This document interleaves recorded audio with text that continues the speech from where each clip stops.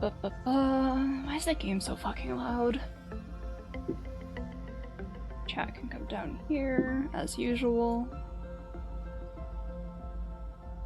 Come on. I need to clean up my desk. I have so much crap here that doesn't do anything, but it's in my way. Like my water bottle is taking up half my mouse pad right now, which is really cool. Big fan. I could move it, but then it gets really loud. Because it's heavy as shit. Not really. It's not really that heavy. It's just bulky. Okay, I need to fix the audio. I noticed this when I was testing it. I wasn't actually testing it, I was showing my friend the game and trying to get her into it. It's just so fucking loud. And I haven't changed it since last stream, but for some reason it's so much louder now. I think there's like a Windows update.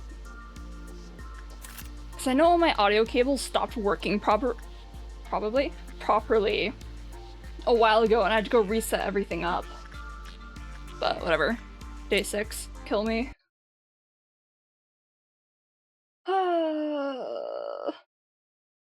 I'm still upset, honestly. I'm still just a wee bit upset that I have to restart from the beginning. Is everything set up right? Why is chat both there? Whatever, it doesn't matter, who cares? Go back to the game.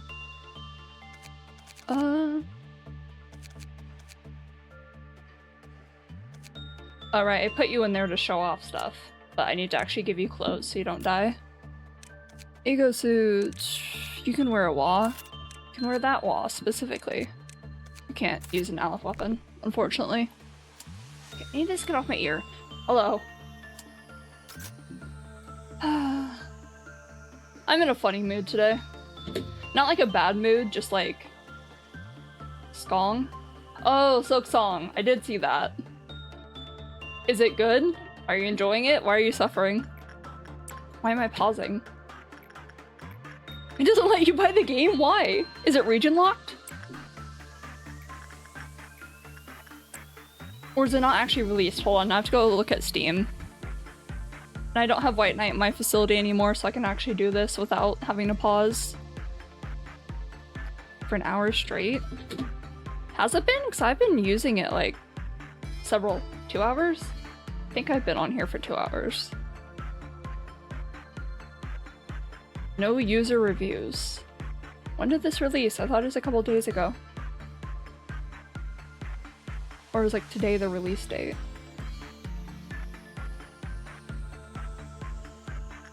Okay, let's try and get things done at the same time. I can multitask. Do that. Store page and the buying thing. Nothing melts down. How are there no reviews? And it costs $10? It costs $10 for you? Dude, it costs 20 for me. Though I guess we'd have different purchasing power because, you know, different states? Not different states, different fucking countries. Huh. So it's a DLC, right? It's not like a completely separate game from Hollow Knight. You probably actually want to play Hollow Knight first, right? Do more impression. Bit more. Please click. It's a sequel. Got it. So you do want to play Hollow Knight first. So is Hollow Knight kind of like... Is it Castlevania? No, it's Metroidvania. That's the combination, right? Of like Castlevania and Metroid. Is it like a Metroidvania? Or is it... Metroidvania? Yeah. Okay. See, I've never played one of those again before, though I'm kind of interested in playing Touhou Luna Nights, even though I've technically seen the game already because I watched someone else play it years ago. But I feel like if I played a Metroidvania, I'd get so confused. I like my somewhat linear gameplay, because if I come back to a game after like a week of not playing it, or even a day, I have no clue where I am. It's like playing Zelda games that are incredibly linear, except for I guess Breath of the Wild or Tears of the Kingdom, which I have not played. But I I get confused in those just because there's so much space once you get later in the game. Give me something better. Give me an Aleph. Close enough.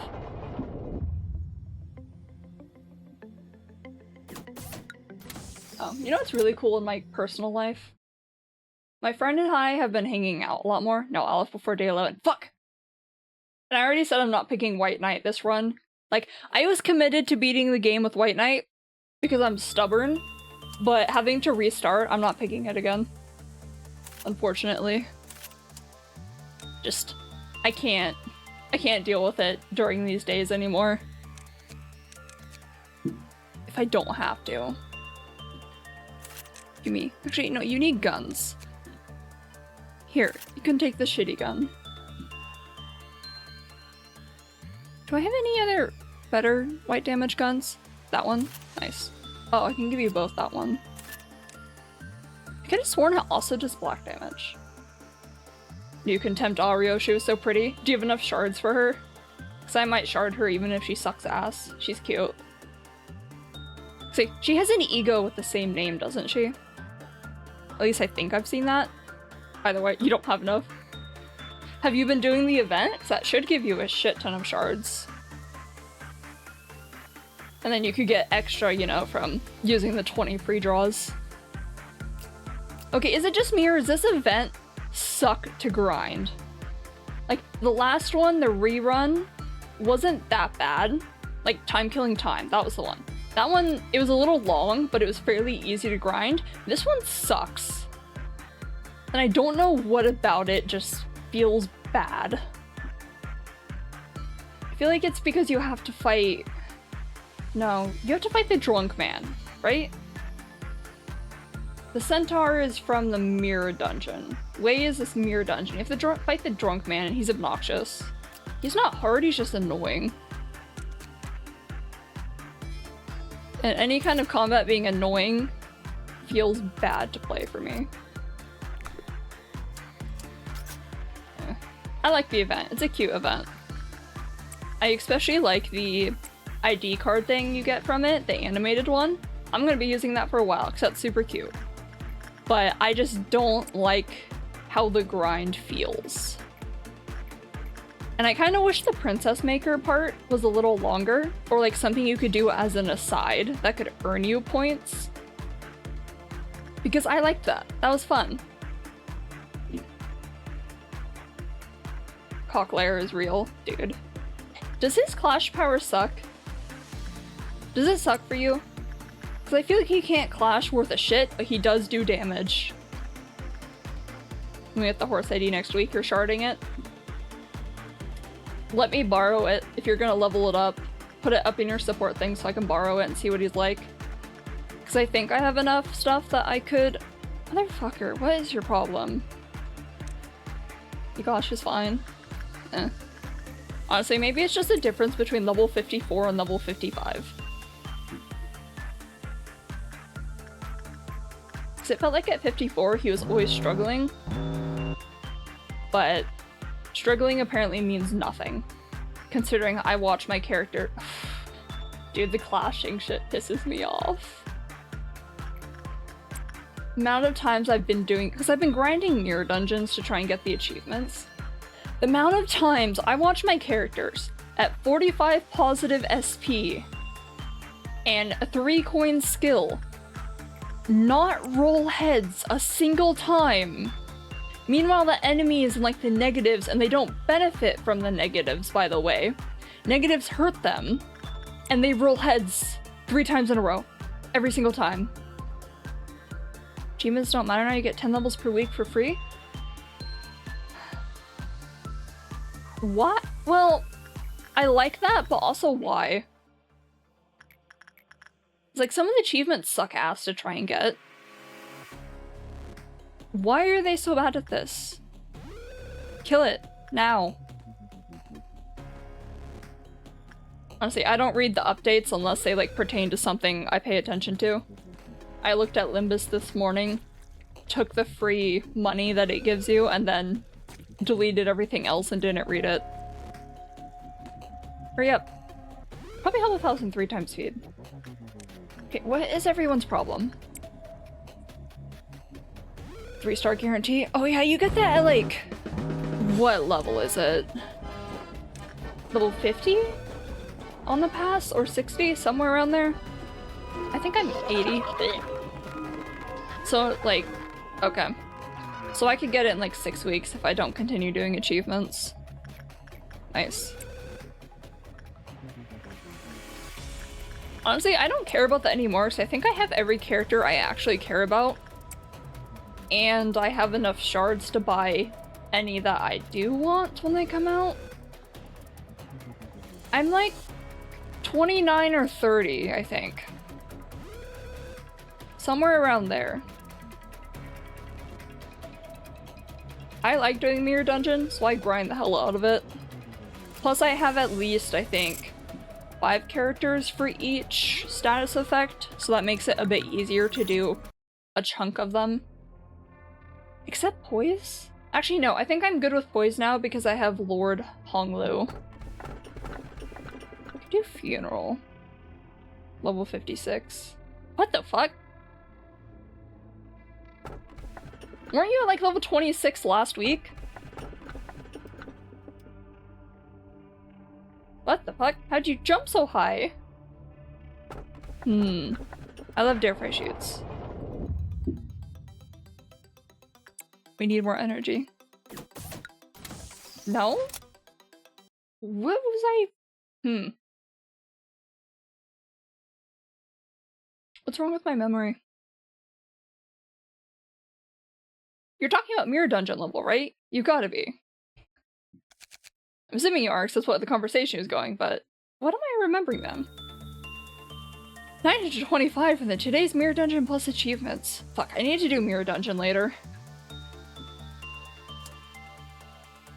Oh, do you get the extra 10 levels just from completing it weekly? Is that what it's from? It's not just like log in, you get it. That's probably why I haven't gotten it. 15th floor. Or do you have to clear the new, not parallax superposition, but the one after that? Do you have to clear that to get the points?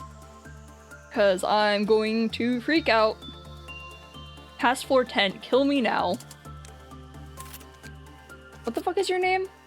Oh, Beta Lactum. That is not what I read it as. You probably do like block damage. I know I could actually look, but why would I do that? We'll take that. We'll take Spore. How's everyone doing? I don't think you can wear Aleph stuff yet. Nope. No, I guess my noise gate is working. It's not hearing my mouse clicks when I spam it and I'm not talking.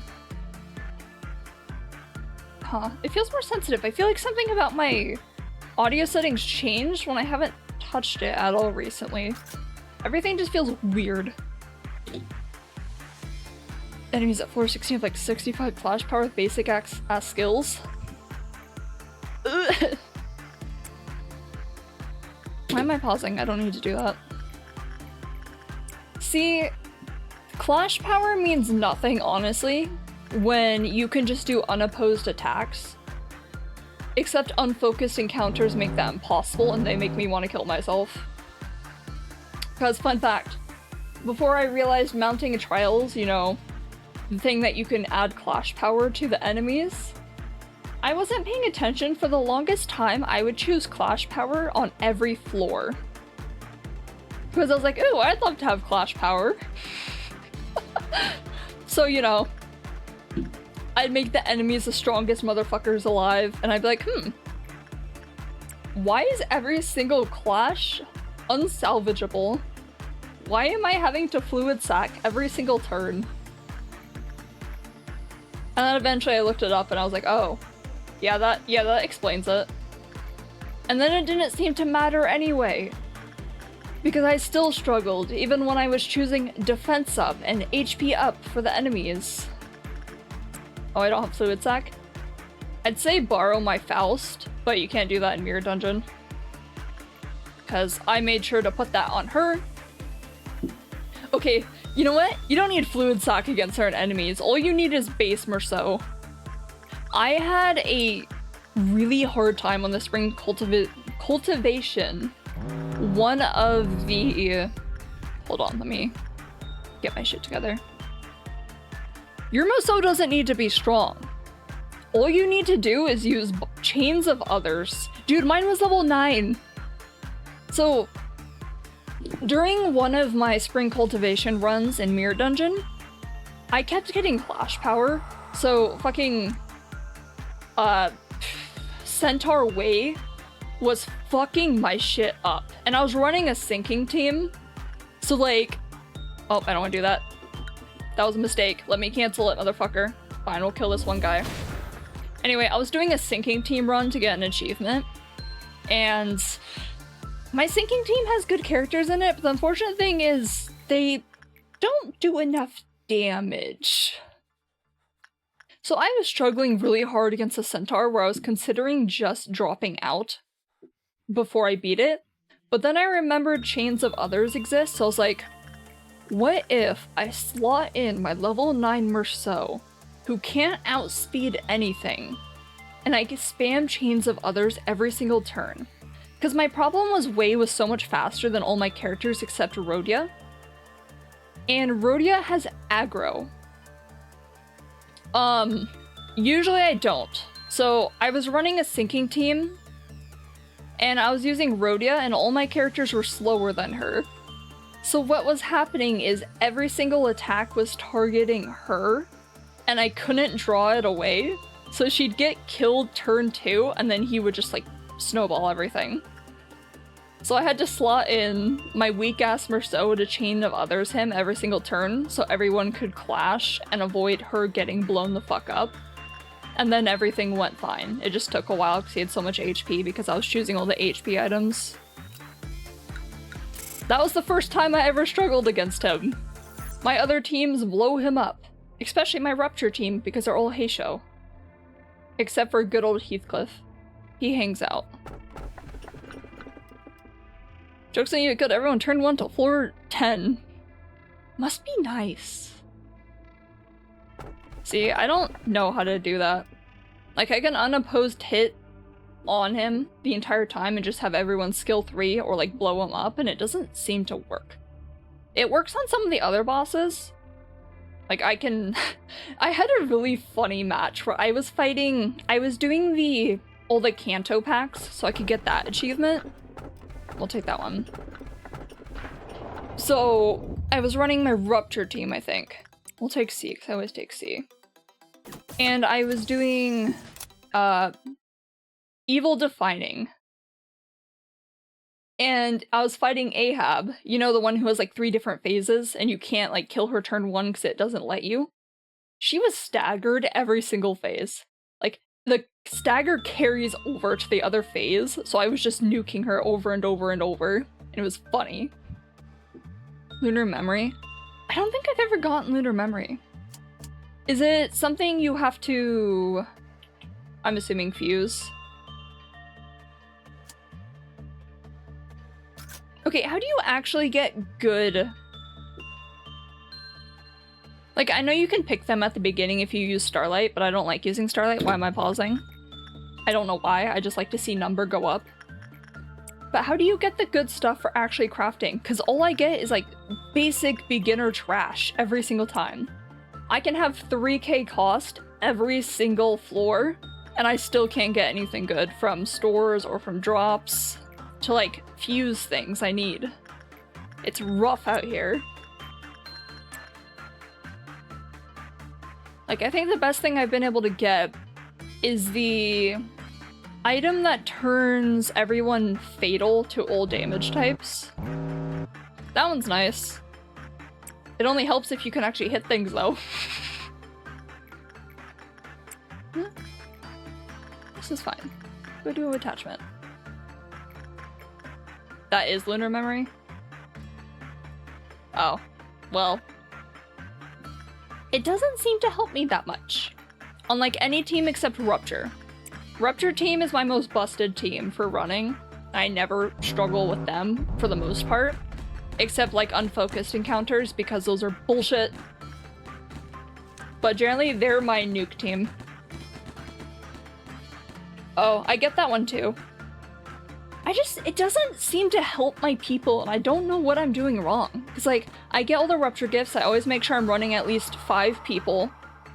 Unless I specifically want to do 1 person for Faust shenanigans. So I'm getting the benefits from all the tier 4 rupture gifts. I don't know. Sometimes it just seems to depend on the boss and obviously what cards you choose. I try to avoid Clash Power because unfocused encounters. Poise. Gives up to 15 attack level and 5 Clash Power. But doesn't that require you to have 5 Poise characters on the field? That's kind of why I've been... Or is that like the orb with water in it? No, that one like doubles crit power. I don't remember. It doesn't? Okay. Okay, is there any way to preview before you craft something what it's actually going to give? Because, like, I can see what it is, but I don't remember what it actually requires and what it gives you, so I'm always afraid to craft things that don't line up with what I have in my team. Because then I lose all the buffs I have if it's something like, oh, you need 5 charge characters to be able to use this. Fuck you. It's like, I guess I could... But, okay. It previews the item, but does it show the stats on it? Because I've tried like clicking it, hovering over it and everything, and it just shows me what the item looks like. It doesn't show me what it actually gives. And that's... No stats unless you Google. Maybe I should send them an email or support ticket begging them to like, to add that to the game so I don't have to have a wiki open at all times. Like, Rupture Team's the safest for me to run, and I typically do that for the weeklies, but I'm trying to level everything up too. Why? It's such a nice... It's just a small quality of life that changes nothing. It doesn't affect you if you don't care for it. You're not capped, but you're level 5, so that's good enough. Go get more HP. Attachment. Attachment. Percussion. Oh cool, I get to hear Discord noises in the back. I need to mute those because they're annoying. I'm not gonna do it right now though. Anyway, I've been starting to hang out with my friend more. And she got me back into the game called L-Sword that I think I've talked about on stream. The game that I consider crack cocaine because it's addictive as all hell, even though it's an actually terrible game run by a terrible company that hates everyone who plays it. But one of the multiple of the characters are really hot. But she got me back into L-Sword, so we've been playing that together, and it's giving me the itch because we have one character that we're not going to level up outside of playing with each other. And of course it's a character I really like and want to level up so I can do PvP and other shit. It's like, I want to play her. I want to play her so bad. But I also like playing with my friend. So I made several alts on that account just so I could kind of feed my addiction. How did you teleport already? Fuck you. And I might, well, I will probably stream that game someday. I don't know how soon that will be, but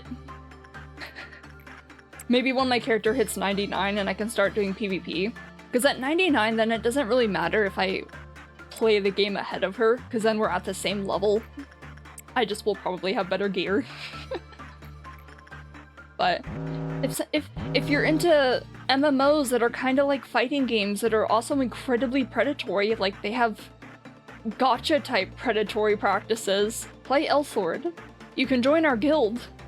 We made a guild. I'm the leader of it because I had the money to afford it. Though she's technically co-leader because I gave her a bunch of permissions. What? You don't like predatory games? You're playing Roblox? Is Roblox still gonna be alive in like the next month? Because there's been a lot of... I've been getting a lot of recommendations talking about it. Go away!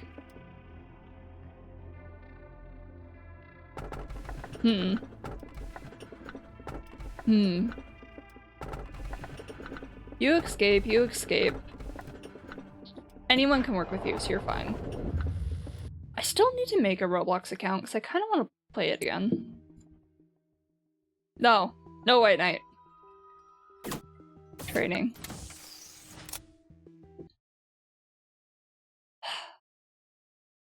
I want to see if my Warrior Cats RP games still exist on there. Because I played so much of that when I was younger. And I would bully people on there because I found an exploit that could let me fly. So I would carry a paint can around and fly in the air and paint people's cats that they spent so long working on. I'm a terrible person.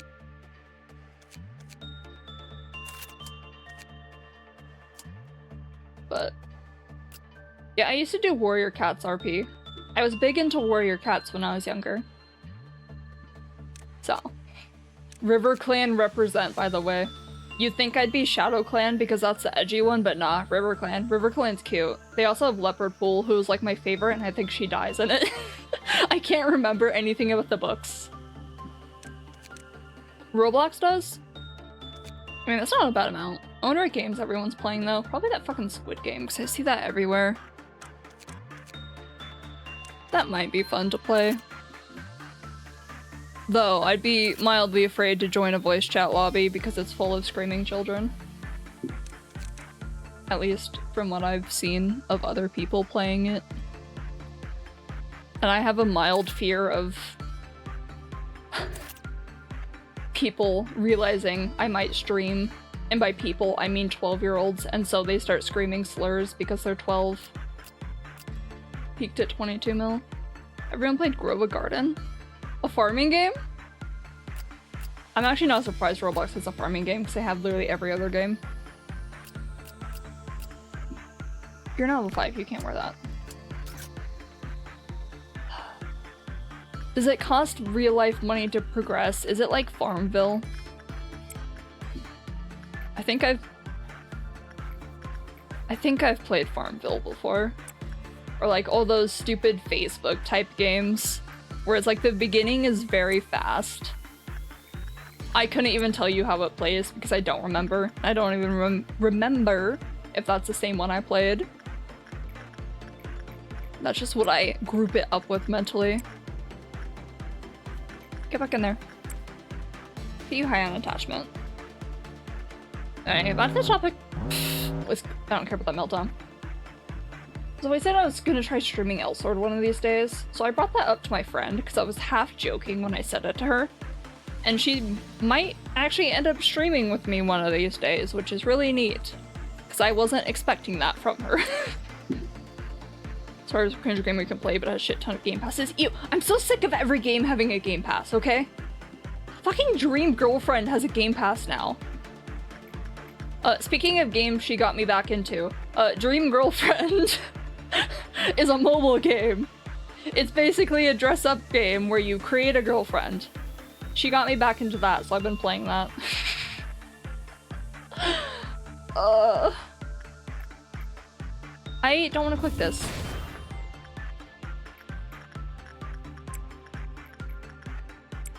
It's not the regular Game Pass. Does Roblox itself have a Game Pass, and then the games in it have a Game Pass?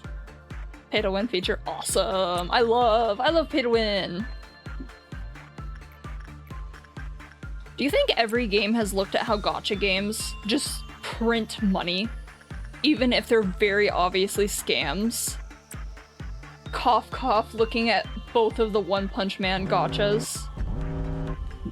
And that's why we get like Game Passes and just throwing, like, creating so many pay-to-win mechanics. Because, like, back in my day, paying money for a game was literally just buying, like, cosmetics. Except for Elsword, where cosmetics have stats, so it's kind of meta. You need them. Only gacha is good by far as Limbus. Grand Blue Fantasy is pretty good, too. I just don't play it as much anymore because I've been playing Limbus. It took a while to get good, though. Because there's this really cool thing called Monkey Gate where someone spent $2,000 to try and pull a certain character, and they didn't get it ever. So that's why we have pity. That's why there's pity in the game now. you do 300 rolls, you can pick a character off the banner. Move on to the next day. No one's dead. It's fun. Grimblue Fantasy also has fun combat. And an interesting world. I'd rather take you.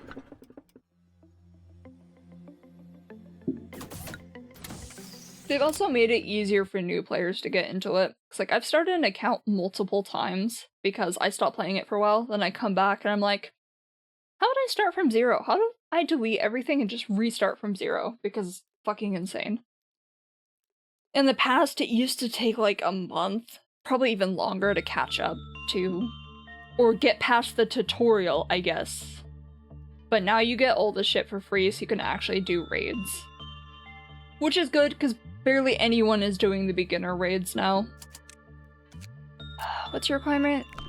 Is it 3 or 4 fortitude? 4 or higher. Understood. You are on butterfly babysitting duty. Which does white damage. So I can give you that one. Now, anything useful? It doesn't do anything. Only level 4. Anyway, jumping around topics like crazy.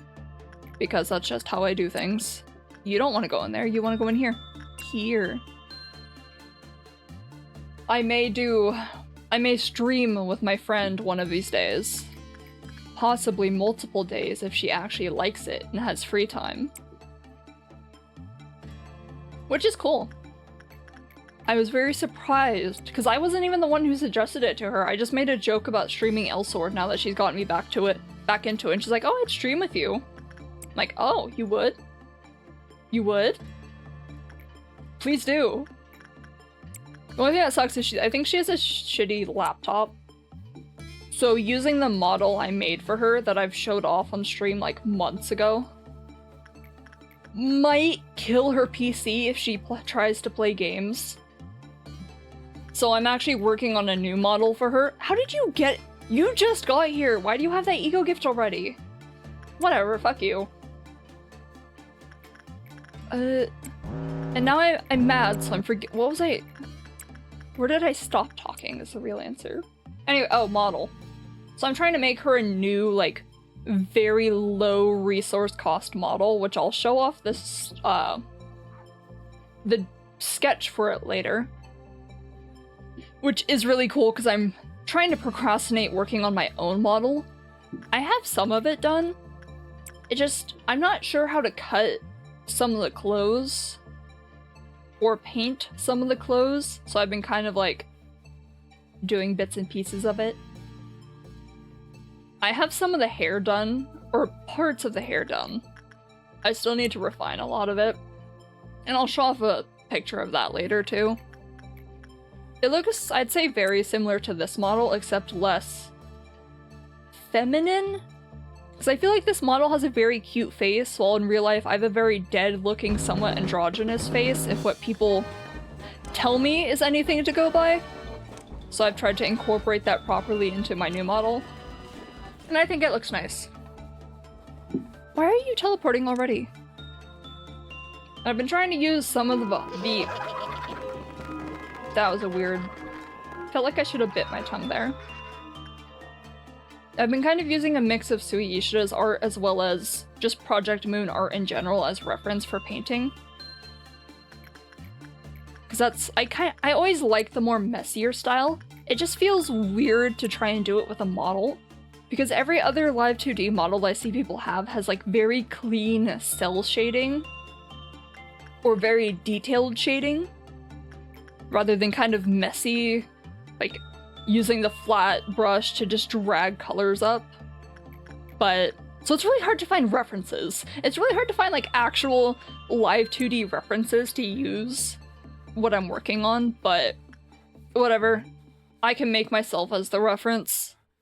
I know there's like painterly models people have done, but they're so hard to look up. I guess I could like look up unique live 2D models, but then you get a bunch of AI garbage. Whatever. Dreaming current. That's a wall. I want a wall. You're also a wall. I never really work with you, though. Dreaming current doesn't do anything. This model is good. But it can be better. Because there's a lot of weird rigging on this, and also, I think this was the third model I've ever drawn and rigged. So it's missing pieces to make it look better. For example, I had to stretch out the hair pieces a lot because I didn't add enough. It's like if you look... I'm trying to look at... Hold on. If you see that weird gap between the back hair, which is darker, and like the fringe, that's because I didn't add enough hair pieces in between. So it just looks like a giant empty space. What do you... Literally as long as they're not level 1. Awesome. Love that. You do white damage? You probably do white damage. I bet you do white damage. So the new model is mostly to fix a lot of things that were wrong with this one originally. And also just try and update the art because I'm constantly quote-unquote improving my art style. So it's just kind of... I want to change things because I can and because I've gotten better at things. And there's... It's also really good for testing live 2D stuff. Because I could technically just buy a pre-made model and practice on that. But why would I do that? When I could just create a new model every single time and practice there. Because I have stuff I want to add to my model, like a full 90-degree head turn. Because this is as far as my head can turn right now. Like... left and right, that's as far. Well, looking up and down doesn't really matter as much, though I could give that more range of motion if I really wanted to, and then like head tilt. But I want a full 90-degree turn just because it's a flex, and I want to know how to do it. It looks like a massive pain in the ass to do, though. You need a weapon. Take that. I want Silk Song. What if you log out of Steam and then log back in? Will that fix it for you? Can you do something? There we go. Isn't this better though? It's like slightly better. This is better overall. Take that back. You can't wear any of those, because it's a level 5. I want to send Vel that meme saying shut up and take my money? Do it. Email them. Don't be a coward. Send them that meme that's like, take me! Let me in! Let me in! Let's hope it's still fun. Just email them. Just do it. Don't be a coward.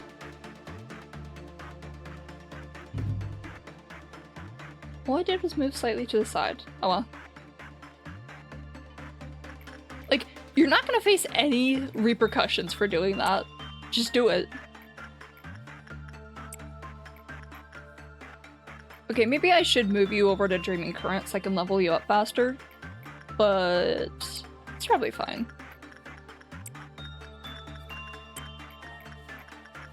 I mean, I haven't gotten banned on YouTube yet on one of my alt accounts, even though I'm constantly reporting people for stupid reasons. Because my only hope is one day Twitch takes my- not Twitch, YouTube takes my side on a report, and then I get to laugh as someone loses their decade-long account because they said something stupid in the comment section once.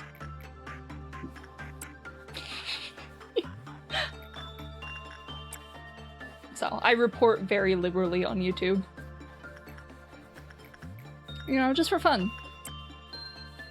And I haven't faced a single repercussion from it, and it's great. I just get an email saying, thank you for sending this report, we'll check it out. And then I never hear back. Do more of that. Insight. All you have to do is get over your fears. Or create an alt account so you don't face repercussions for your actions. And then you don't have to be afraid of anything because you'll never suffer for it.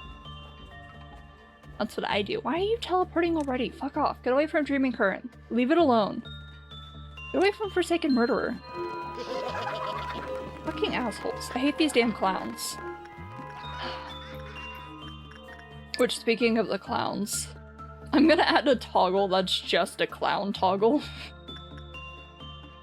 Like, these fucking ordeals.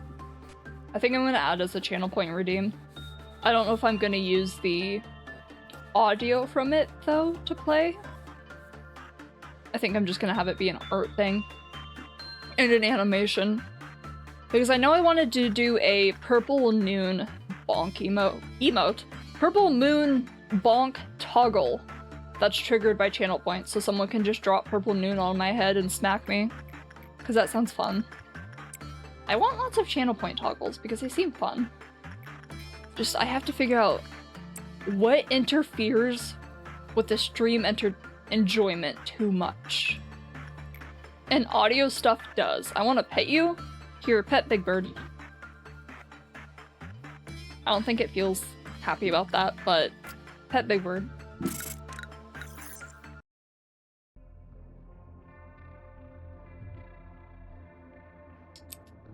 I could do a pet channel point redeem that has, like, the fingers get bitten off. I'll take Teresia, because all of these items suck ass.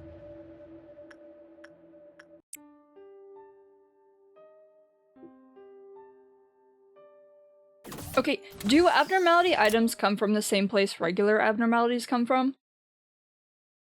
Because I think they do. I swear Distortion Detective answered that for me. Because I remember there being a laundry machine that's an abnormality that people wash their skin in. And I think- no, that was a distortion. Well, I guess, distortions can become abnormalities, so technically yes. Except distortions... whatever, the whole weird line is weird to me. Which, if you have not read if you have not read Distortion Detective, I highly recommend doing it, because it's actually pretty enjoyable. And I'm upset that I'm caught up on it. You should. It's only, what, like 30 chapters? 40 chapters? They're not that long. And reading it made me upset that they haven't made a game of it yet.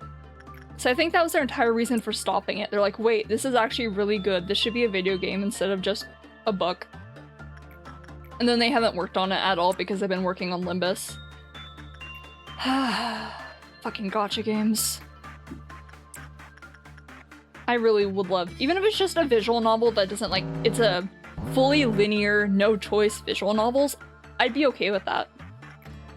Because then at least I could see pretty art and see Moses in all her glory get her shit kicked in because she's a terrible fighter.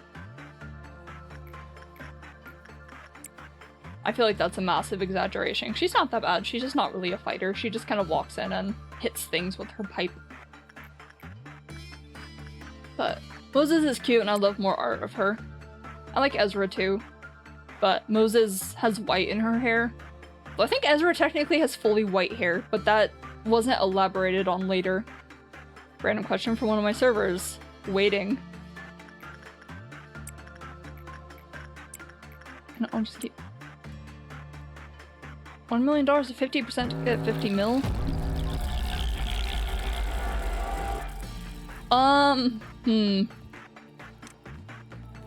To be real with you, I love gambling. However, if this is real money, I think I'd say $1 million. And then just shove it in the bank and like put it into CDs and make a shit ton of interest off of it. If this was in a video game, I would have done the 50%. Like, hands down, I would have done the 50% anytime, but if it's a real life question, I'd be like, I think I'd go with the safe answer, because I'd be really mad if I did not win the 50%. Because I have terrible luck. Okay, saying it's terrible luck isn't entirely true. I have interesting kind of luck where it works in my favor sometimes, like crazy works in my favor in ways it shouldn't, but then it will absolutely fuck me over. Hey, I haven't seen one of those things in a while. I don't think you even saw it because it got banned immediately. Good job, Saribot. I'm so glad I don't have to pause the game and tab out to block those people anymore. Those bots. Why am I calling them people? They're bots.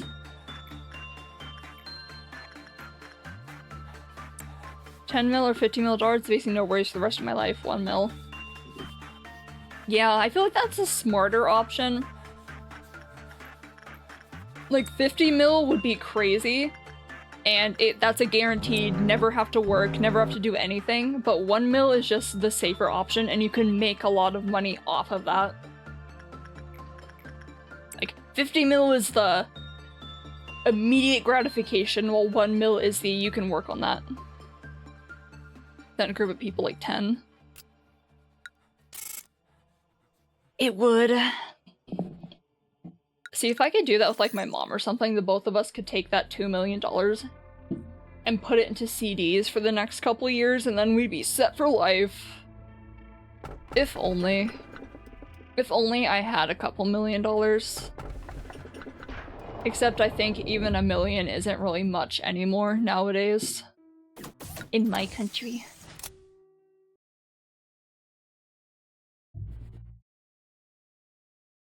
I wish I was rich. I'd love to be rich. I'd be so good with money. All the billionaires should give me their money. Just because.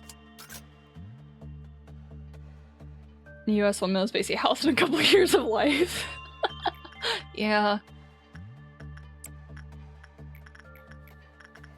Am I getting that money from the lottery? Because if it's from the lottery, then I take home like 500,000 instead of 1 million.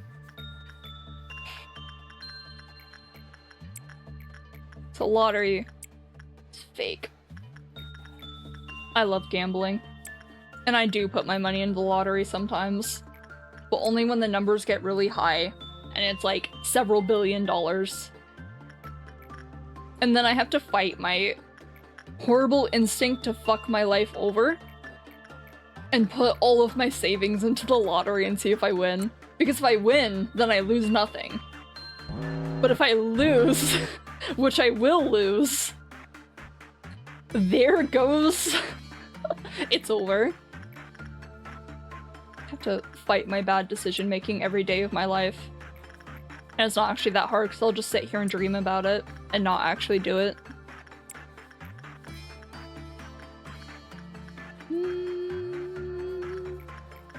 Oh, you're okay with insight. Cool, cool, cool. We can do insight on you then. How do you feel about you hate everything except attachment? Fuck you. You hate everything except instinct. Waste of space. Oh, in regards to your comment about getting her into Limbus, I've actually talked to her about Limbus Company and she thought it was boring when she first played it, which is really funny because I had the exact same feeling when I first played it. I didn't like it. And then I gave it another shot later and I started enjoying it more. And that entire conversation was preceded by me being like, hey, you want to hear about all the controversies that have happened with Project Moon over the years? Or that have been like tangentially related to Project Moon? I got you. So now she knows Project Moon is that company surrounded by a bunch of controversies. But I might have convinced her to eventually play Lobotomy Corporation. Because the other day, yeah, it was like 2 days ago, I screen shared it with her and was showing her like the basics of the gameplay and trying to talk her into playing it. So I got her, don't go in there. No, you're fine. So I got her to at least put it into her wish list, and I told her to wait until it's on sale, so she might play that. And if she does play it, I'd love to like, don't grind that, I need you to be able to take care of that thing. I think it would be fun to get her to stream it, and I just backseat. And by backseat, I mean sit there and try and get her to pick all the fucked up abnormalities. It's like, here, I'll be very subtle in my attempt to screw her over, like, oh, you should pick Punishing Bird. You should pick that cute bird that punches people. Because it'll be funny watching her attack it and then her employee get fucking murdered. Because I didn't spoil a lot of it. Plague Doctor, Plague Doctor. That needs to be saved for later to truly savor the suffering. Like, picking Plague Doctor early, they can just restart and recuperate and get back to where they were easy. You want them to pick Plague Doctor when they're late in the game. Like, preferably on a day they're going to do a Sephiroth meltdown if she ever gets that far. That's the funny day to do it.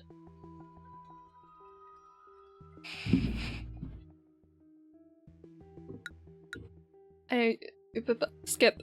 Stop talking to me, Benjamin. But I want to slowly build her up to Apocalypse Bird. Just because I think that one is just funnier. She picks it while having the 1.0 or better suit, it's basically fine. Yeah, but it's the whole kills 12 of your people deal, and then locks you into the game thing that makes it funny. Oh, you're level 5 now. Honestly, Mountain of Smiling Bodies, Meatball would also be a good one. But speaking of Meatball, I have a nice little keychain of her sitting on my desk, staring at me. It's smaller than I thought it would be, but it's like pocket size. She's very cute, and she sits and watches me play games and work on things and judges me when I'm not being productive. Should I just move someone over? Let's hire someone new. There's no reason not to.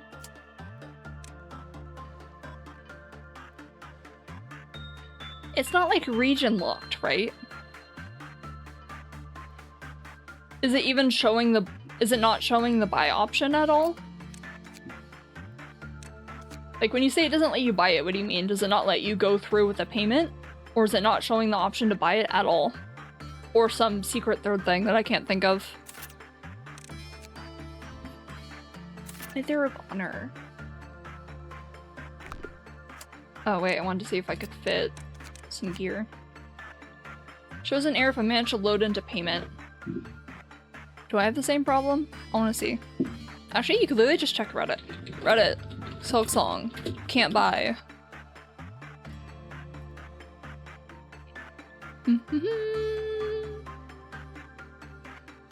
1 hour ago. Holy shit. Silk Song brought down the Steam server. Yeah, that... Okay. There's your problem right there. No, I don't want to open Free Bridger. There we go. Can I wear any of these? I can wear Justicia. How about these? Nope. Yeah, you're just gonna have to suffer and wait, even though it looks like some people were able to get in. Honestly, if they brought down Steam servers, I'm surprised I'm able to play. Though I guess this isn't an online game, so it wouldn't affect me? Question mark? I guess we're wearing Justicia now. Can you- I only have one. Cool. Doo-doo-doo. There. What about you? Get more health. Are you maxed on? No, you can still get more, but I think I need to get you more insight. Just so you don't die if I have to deal with something else.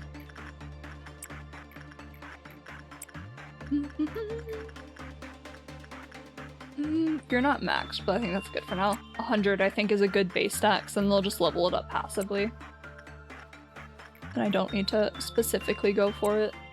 Attachments. Okay.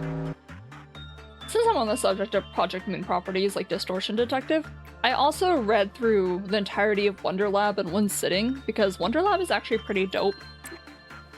And I like some of the things it introduces, like the concept of aberrations just being similar to the abnormalities in LobCorp HQ, but a variation of it.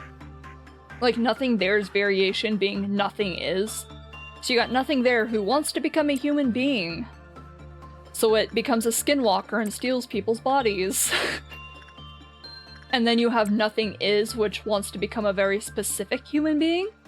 And it's a flesh mirror, that picks a person to become. I think that's dope, and I would love to have more stuff like that. I wonder if they have Nothing Is in the Wonder Lab mod, because I don't think I ever got to all the Aleph and Was.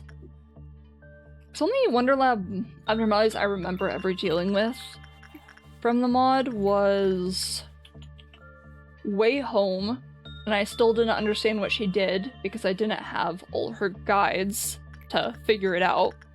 And I didn't have all the other characters that cause problems when she escapes. So she kind of just walked around and did nothing, so I could ignore her. And then Dingle Dangle, because Dingle Dangle's like a Teth and does nothing. Except it's a worse... I think it's like Parasite Tree. I think it's just a variation of Parasite Tree. They're the same. Because I know it controls people and like drags them into its containment to kill them. Hey, get back down there. You're at 5. Oh, I feel like I'm gonna sneeze. Please. Don't just sit there cooking. Okay, I guess I'm stuck like this. Unfortunate, I fucking hate this. And it's also very obvious to me that Tai is an Utena reference, considering they look like a love child between Utena and Anthe, especially in the last chapter. That is just... that is just Utena. And then the whole pulling their sword out of their chest, you know, like Utena does to Anthe. Just everything about that character screams Utena to me, which I need to watch that series. I need to actually watch through the entirety of that series because it's interesting. And I love me a good Yuri. And there's not a lot of them. Or there is, but they like suck ass. Is it over? I guess there's no reason to letting you complete this, besides I guess leveling.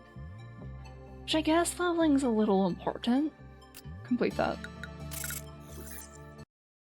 I did enjoy that series though. I would love more just like comics or games looking into the average life of an employee in one of these corporations. Like, give me a game about R-Corp. Let me fight my 1,000 clones to death so I can be the strong one. Letitia. I'm gonna take you because I need Was. Because I don't have lectures for you. Tomorrow. I just made up a whole new sentence there. That's fine. What, do you have the day off or something? Wait, today's Thursday. I don't know. What are you gonna do with your free time? Are you gonna program a video game? Looking at you. What do you... You don't like repression. Don't fall off my screen. Play Silk Song? Okay, fair, fair, fair. Or Mirror Dungeon. Why don't you make your own Mirror Dungeon? Okay, so don't get bad or normal. Wait, it returns to containment 1. After the end of the 3rd movement.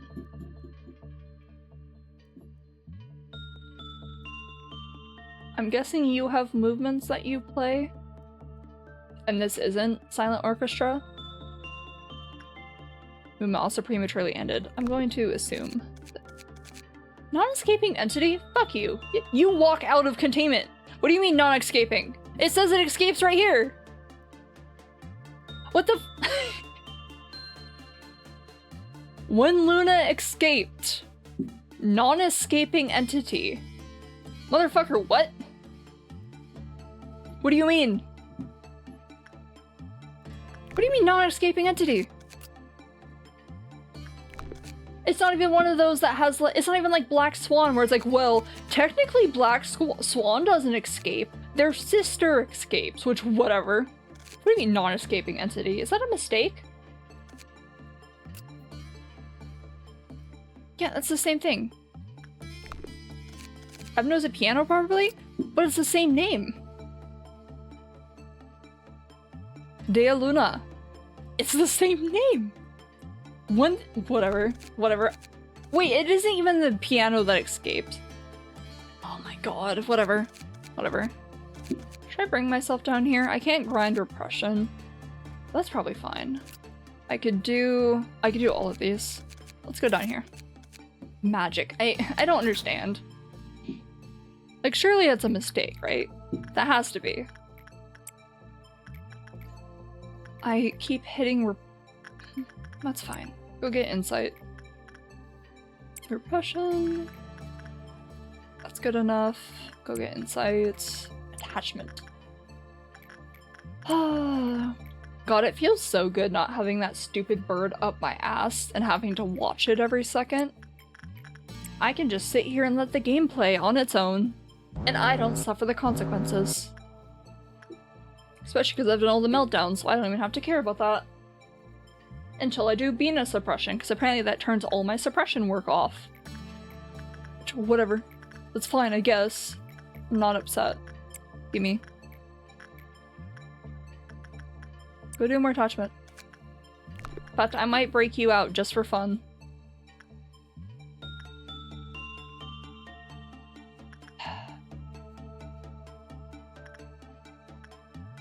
Still, that's upsetting. Whatever. Get off my screen.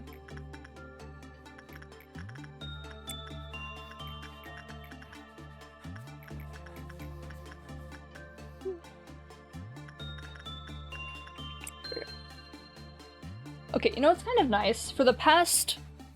Shut up about Punishing Bird. 3 weeks or so, or I guess 2 weeks. I technically had the house to myself for the entirety of 2 weeks, because one of the people had to go work in a different part of the state, so they were just staying at a hotel. So, not coming back for a week.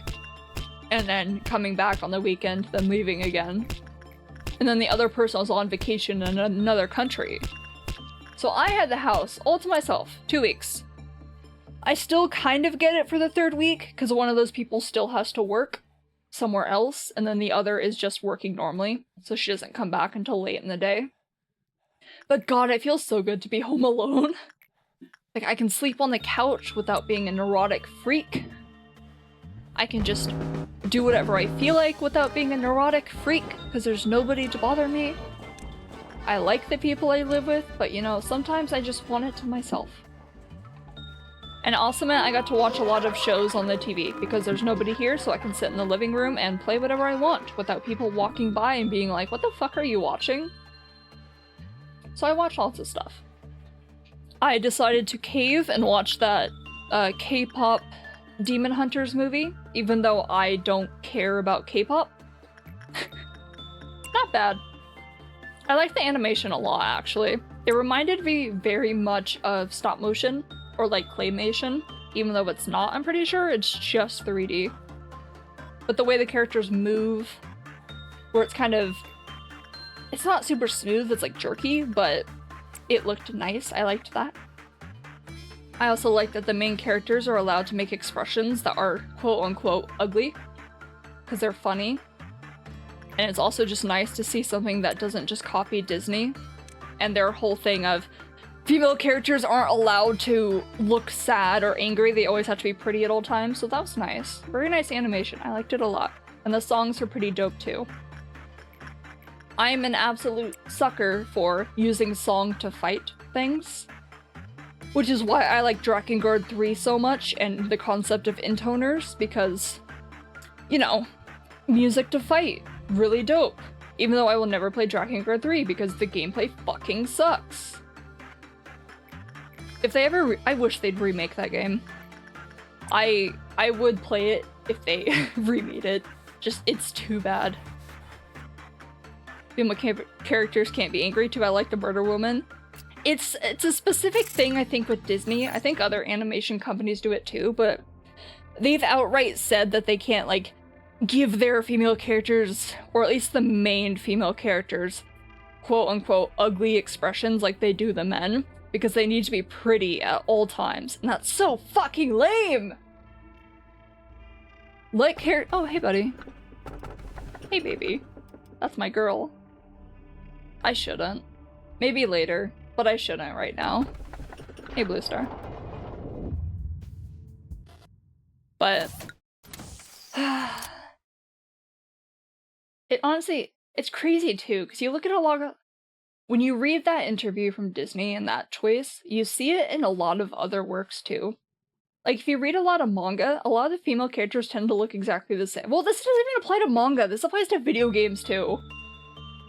All the female characters look exactly the same, and then all the male characters have, like, wildly different body shapes and face shapes and noses and look interesting meanwhile. Every female character is like, I'm a pretty hourglass woman. I'm a slightly shorter pretty hourglass woman. I'm a taller pretty hourglass woman. It's so boring! Give me weird women! Give me weird things! It's just boring. It's boring as all hell. Can you even do this?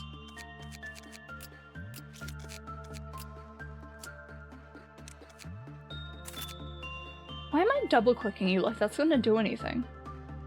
I just need to look at your stats. Is 4 okay? Is Cromer is... I'm talking about more heavily stylized stuff. I do like how Project Moon draws their characters. Like, you have a good mix of androgynous and giants and short characters, and my only mild complaint is facial features. Ahab is great. I like her. My only mild complaint with Project Moon is facial features, but that's like an anime style problem where they all have mostly the same nose and same face shape. But for the most part, I think they're pretty good with interesting and, like, recognizable designs. And not just pretty waifu number 8 copy-pasted 20 times across every single character. Also a big fan of all the female sinners wearing pants and not skirts. Which, have you seen? There's someone who drew all of them in skirts, and the entire time I was looking at it like, this is not my character. This is out of character. Dawn would not wear a skirt that short. You've never played this game before like I have. I don't know. I feel like if people are gonna do stuff like that, or it's mostly a preference for me, I prefer when people do like gender bends or drawing characters in different clothes, they try and keep them in character. Level 4 or lower. That's unfortunate. I prefer they try and keep them. It's not about looking fine, it's the fact that she would literally never wear that. Like, that girl is a tomboy through and through. She would never even wear a dress. She got upset when they tried to make her wear a dress. It's why Barber and her had, like, beef. She wouldn't wear any of her clothes because she tried to make her look cute, and Dawn's like, no, I want to look like a knight at all times. I don't know. I just feel like it's too focused. Oh, I'm not talking about Queen of Hatred. There's a specific post on Reddit where, like, someone drew all of the female sinners in skirts, and they're all, like, sexy, and it's boring to me. Very boring. I mean, yeah, her Queen of Hatred is a different world, and considering she's being consumed by the ego, yeah, she does, because she's, like, obsessed with Queen of Hatred, but our world Dawn, not parallel world Dawn, who was being consumed by an ego to try and become Queen of Hatred, because you know damn well if she distorts, she's gonna become an aberration of hatred, or become Queen of Hatred herself. Like, Dawn as a character would not wear that. Dawn as she really is in the main world would not wear that. Or at least she'd be incredibly embarrassed to wear it. 3... Okay, we're safe now. Alright. I like stuff to look in character. It's like, they almost got Ryoshu right by basing her heavily off of, like, what are they called?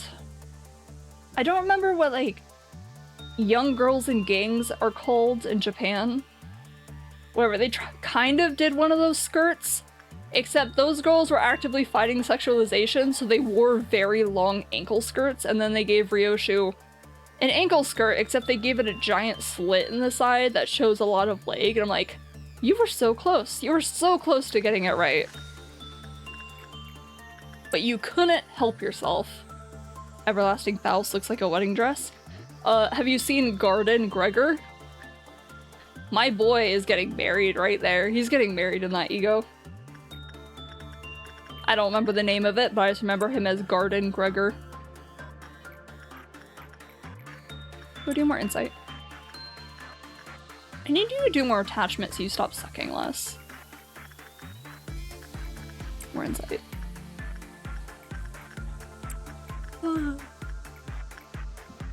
Honestly, I think instead of complaining, I should just draw how I imagine the characters. Though I think that's gonna end up with me looking at what other people do and then comparing it to what I do and being like, you're wrong! You're headcanoning the characters wrong! You don't know them like I do! Which I'm always correct, so my opinion is, you know, the right one. I know what I'm talking about. I know the characters. I don't know.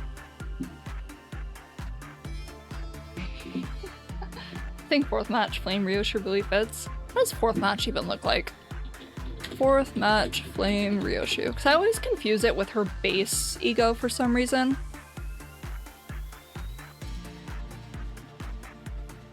Yeah, that fucks actually. I'd wear that IRL. Someone even made a cosplay. Hold on, I should look at this. Can I see it from the front? Please stop taking fancy pictures. I want to see it from the front. Okay, I'd wear this except for the heels. Are the heels part of the original design, or is this person just like... No, they're not. They're just wearing heels for no reason. She's wearing boots. Whatever. I'd wear this. I'd make this. Which, somewhat related, and I mean completely related actually, is I'm trying to learn how to sew so I can make clothes for myself. And I'm gonna make lots of fun things once I get better at it. Because I really like the outfits characters wear in games, or shows, or manga, whatever. And any like actual cosplay made tends to be low quality when it's mass produced. And it drives me a little crazy looking at it. Cause like I know that part of the difference is real world materials versus art style. And that's part of the reason it looks so different. But it's also just choosing the cheapest materials possible so you can mass produce it quickly for whoever wants to buy it. Because if you look at cosplays that people make themselves, they look so much better and look a lot more accurate to what the art looks like. So, with that whole ramble, I want to make it myself. And I'm gonna start cosplaying Libus characters in real life. And possibly Ruina characters, because I've seen what the Index wears. I know they're just suits. Suits and a white cape. But they look good. I want to dress like an Index character. Do you think I can commit a crime if I just tell the police that my paper god told me to do it? It's like, they can't get mad at me, right? Why am I even bothering to pause? Right, because Blue Star is there. They can't get mad at me, right? It's like, I'm just doing what my god says. And if my god wants me to rip out the spines of everyone in my neighborhood, well, that's their problem, not mine.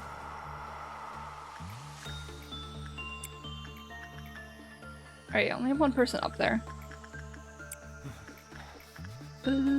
You'll be fine. Insight. I do not care about Punishing Bird. Do not ever talk to me again. Go do attachment work. I'm almost tempted just to download that mod. Only the turns off Punishing Bird, everything it says. Every notification about Punishing Bird, just because it pisses me off so much. She looks good with glasses. Okay, you know what that weapon reminds me of? I know it's like a very simplified version. Oh, what is it called though? If you've ever played PSO2, There's a gear set that's based around the Profound Darkness that you fight in, like, what, episode 2? I don't know. Matoi uses a weapon that looks a lot like that. Hold on, I could find it. ESO 2. Profound Darkness. Weapon. It's not an exact match, but just the stylization of it looks very similar to me. None of these are correct. Costume.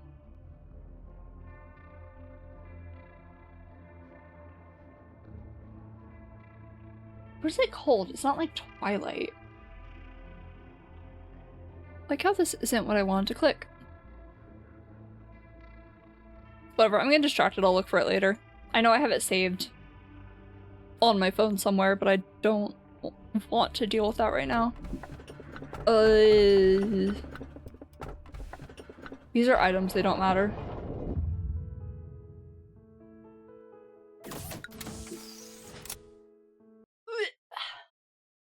Oh, I got a new chair recently because my old chair was old and also is covered in this weird fabric or material that like gives me a rash when I sit on it or touch it for too long. You know, this chair is nice. This chair doesn't cause that problems for me, and also is it has an adjustable like leg rest, and I like to sit cross-legged. So I like to pull that out a little bit. Ow. And it lets me sit cross-legged without cutting off blood flow to my legs for several hours and not being able to walk. It's real nice. This is a nice chair. I'm so glad I got rid of the other one.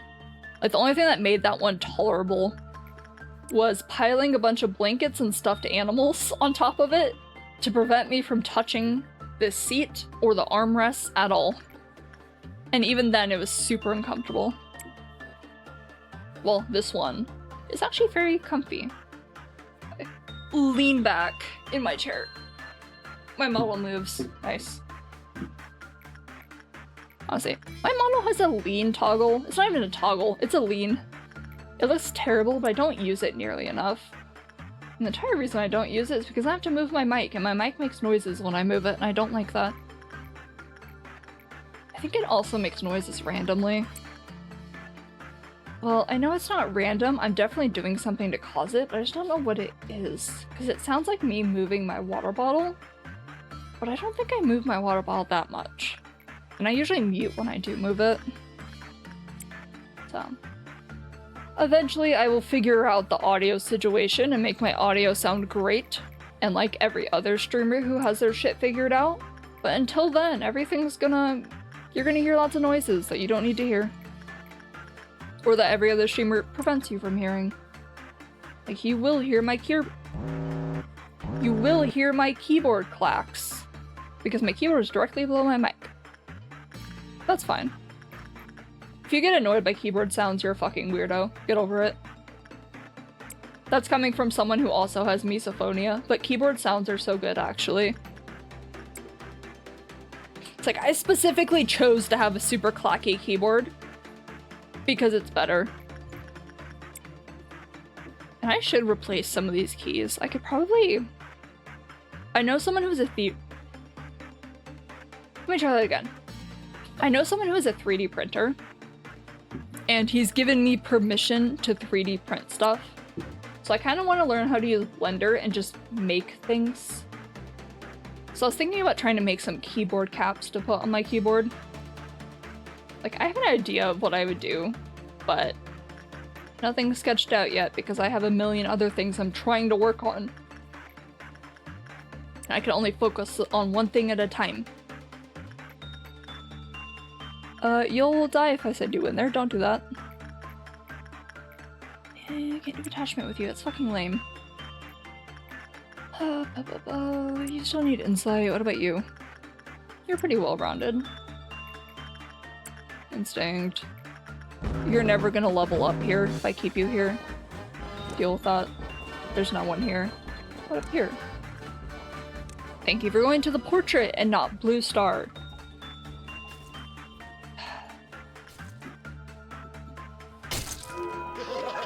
How are you fighting in the containment? Whatever.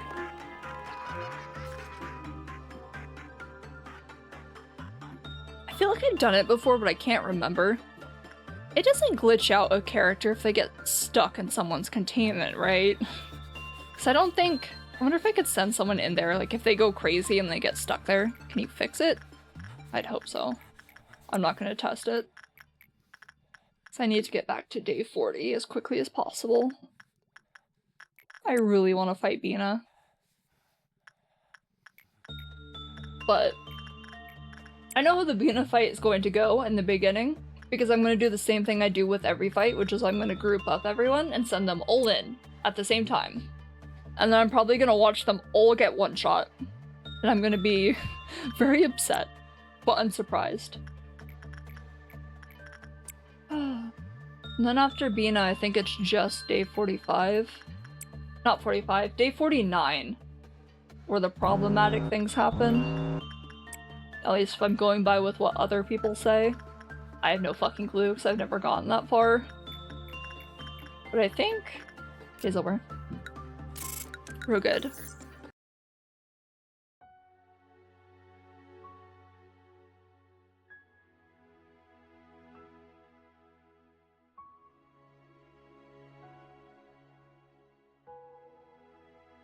Ugh.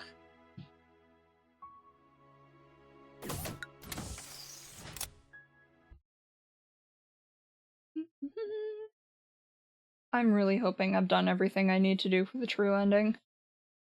So I know I have all the abnormalities filled. That codex is at 100%. And I've done all the suppressions except for Bina. I'm gonna have a meltdown if I have to restart from the beginning to get the true ending. Surely I've gotten far enough. You need more instinct. You need more HP. Let's do repression for now. Attachments, insights, attachments, I don't want to request. Insight, instinct. Let's get you more attachment. None of you can work with that. But I can grind everything else on you. Nice. Actually, this department is really good for grinding, like leveling up people. So I got attachment there, repression there, then literally everything else there. Perfect. I don't need to care. Honestly, don't think I need to worry too much about leveling people up, since they do it pretty naturally. I don't care. I can't do attachment there though, which is annoying. I mean, if people can beat this game with only one employee, I'm sure I can handle not min-maxing and getting everyone to max level 5, max all stats. They're also probably better players than I am and know a lot more about this game, but that's besides the issue. I'm gonna ignore that aspect. If they can do it, I can do it. Come on. We halfway? Almost. Almost halfway. Fruit of Understanding. And deal with that. Please deal with that, because I don't need Blue Star escaping. It's not even hard to kill, but it just kills everyone else. Come on. Honestly, I don't care if you explode and break them out, because it's not like it's gonna do anything. It's a dog. Over here. Like that. Keep clicking that. I keep clicking the same thing, expecting different results. More instinct. Let's get more attachment for you. Just so you can work better with her, because I think my character can babysit Blue Star forever. You don't have the gear yet. That's unfortunate. Come on.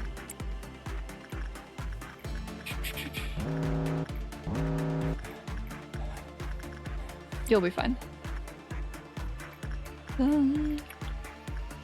Do repression? I can do repression, get that higher. I keep clicking you and I can't do anything with you. Oh, I was talking about shows. I immediately forgot. I started talking about K-pop Demon Hunters and went in a rant about character design. So I watched that one. I enjoyed it. I didn't like the pacing of it. It felt very jump from one event to another to another to another. Which I think the movie was only, what, an hour and a half long, which is like, used to be normal movie length. But it just felt like everything was happening too fast. So it was very hard.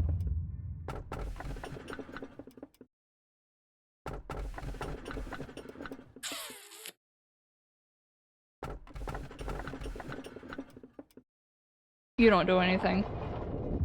It was very hard to feel any impact from some of the emotional scenes. Like when she's yelling at her surrogate mother, it's kind of like, yeah, I get you're struggling, but also there wasn't really much build up to this. This is kind of out of nowhere. It's not out of nowhere, but it's just... I don't care. Nothing about the show has made me care that much. Like, it got me to like the characters, which is good. That's like bare minimum for a show like that. But it just couldn't get me to give a single shit about some of the stuff that's happening. It was funny. It was enjoyable. Big fan of beating the shit out of demons while you sing your song. That's really cool. But overall, it was passable, at least. I didn't feel like I wasted my time watching it. Temperance level 3 or higher. Honestly, I should try grinding someone off you. We can do that. You do white damage, you do white damage. Do I have anything? Yeah, I do. Eco weapon, get something better. Takes 4. What else? Did it let you buy it, finally? Did it let you win? Where's my character? Right there. Can I wear something better? Used a capo. Can't use mimicry yet. Sound of a Star is pretty cool. And it's stronger. How about... This can hit multiple targets, can't it? It's just fucking annoying. Let's go full Sound of a Star. How about you? None of these. Awesome. Anyway. Then I also started watching a couple episodes of Girl from Nowhere.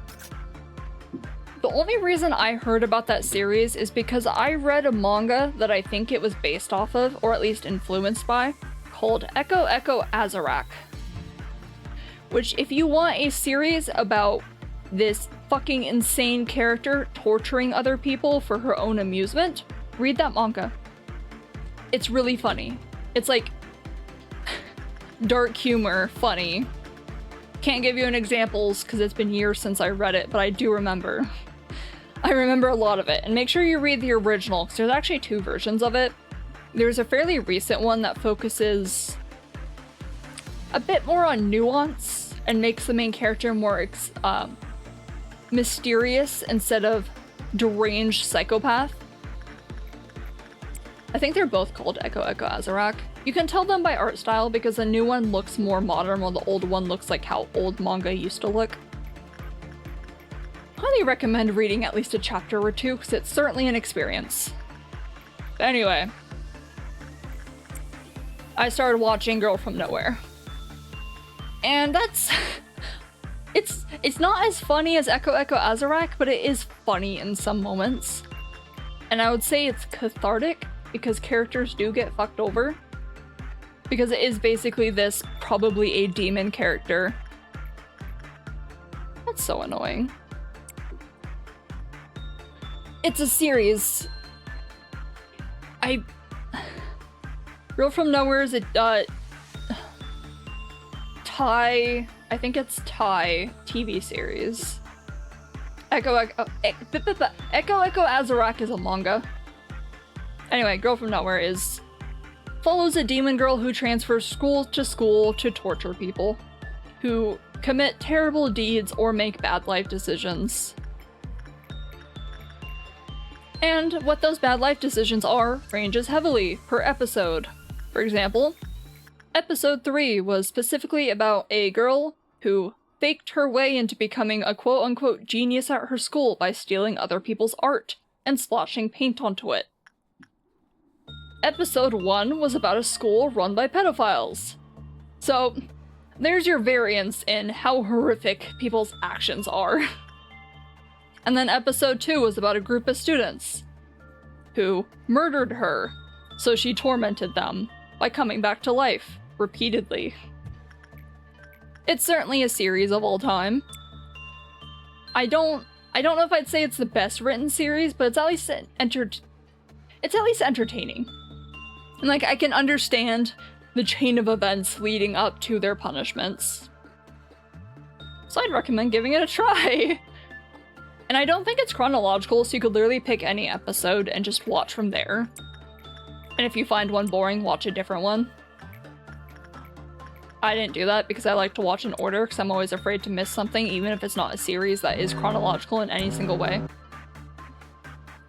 Do I play Silksong or wait until you end streaming? That's up to you, buddy. I'm not gonna tell you how to live your life.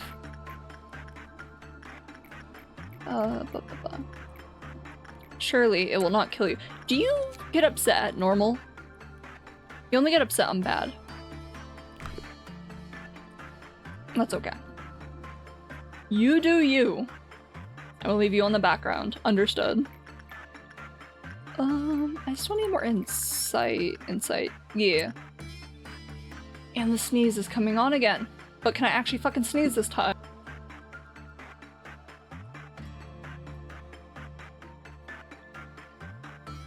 Yes, I can. Ugh. At least it's my normal triple sneeze and not the let me sneeze 10 times in a row and not be able to breathe. That's my favorite, personally. You're still at 1. Surely you'll be fine if I send you in. If not, my characters can rescue you. It'll be fine. Shut the fuck up, Forsaken Murderer. Oh, it's because you're in the center of the screen. Why are you so goddamn loud? Can I make it louder by zooming in? No, that doesn't affect it at all. That's unfortunate. I should add that as like, what is it? A soundboard effect? Just Forsaken Murderer breathing in your ears at 200% gain. That sounds like a great way to get people to stay in my stream. By blowing their ears out. I will definitely be using Nothing There sound bites though, because they're great. Okay, one of its sound bites, I don't understand what causes it. It's like the "Hey man." Because I don't remember it ever saying that when I fought it. Serial strategies to moan a lot. I would rather kill myself than do that. If I'm gonna have something moan on stream, it's gonna be Nothing There. Because I want to horrify people. I want to make them fear for their life. Why are there 2 of you there?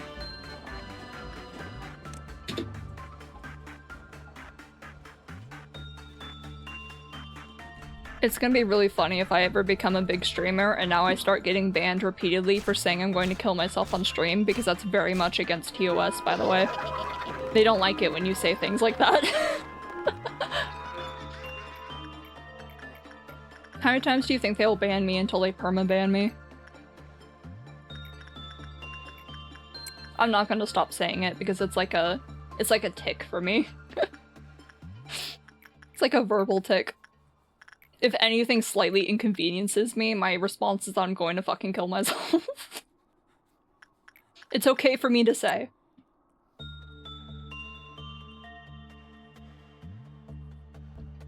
I need to remember to mute that Discord sound. You can't hear it because I have my audio set up so you can't hear it, but I can, and it pisses me off.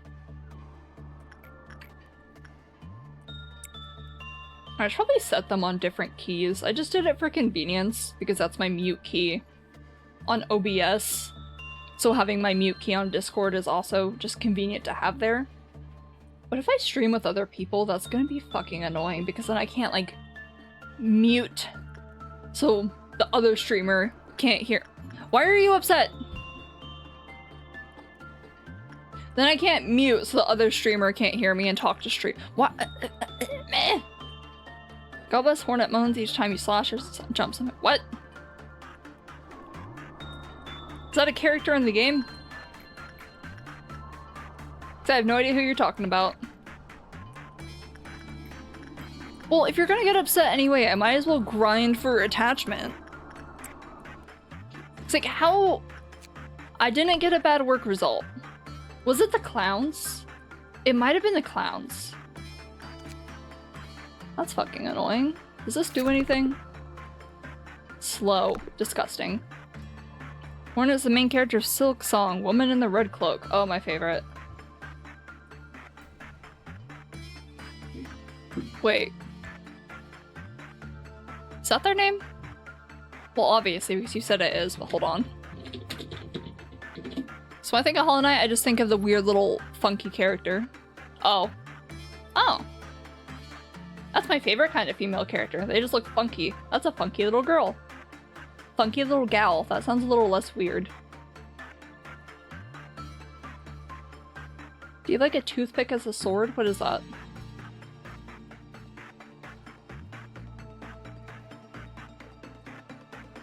It's like a kunai. Needle? Close enough. Same thing, they're both sharp-ended objects. Knight had a nail and she has a needle. Why are you... It's gotta be the clowns. Alright. Well, if that's how it's gonna be, there's no reason to have you down here because nothing can break out. So let's go... You take extra block damage. So let's bring you up here. And then I can just keep. But the day's over, so there's really no reason to do that because I'm not staying here to grind levels.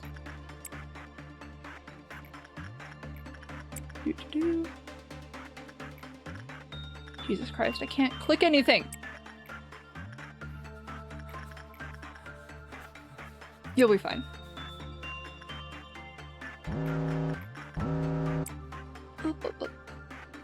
Come on. Day's over.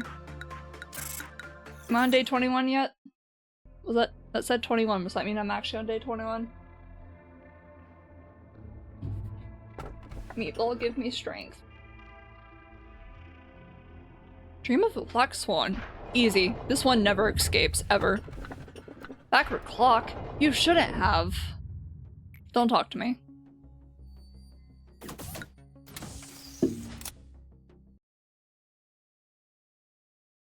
Black Swan seems super easy to grind off of too, because it's like, it's not a threat when it escapes, but also it never escapes unless you meet all of its stupid criteria.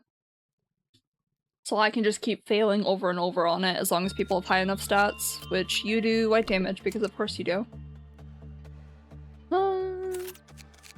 Realism. Nice to meet you. Welcome to Lobotomy Corporation. You have a really cool name. I can't. That's an alephonic. 0.7, 0.8, 0.7. I can't wear that. 0.6. I can wear that.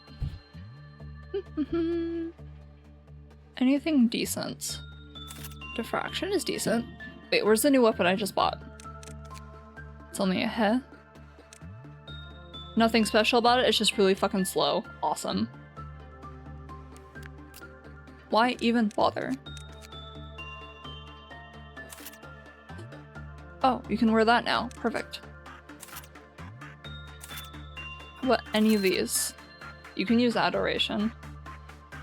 We'll use Smile. Let's keep that together. And that should be good enough. Can I grind attachment off of you? No, I can't. Unfortunate. Do I have all... Do you think this will help me on day 49? Do you think this will help me against in the Bina fight? I feel like I should. I'm so far from it, there's no reason for me to think too hard. Because I'm just gonna trust my gut and throw myself into it and see how it goes.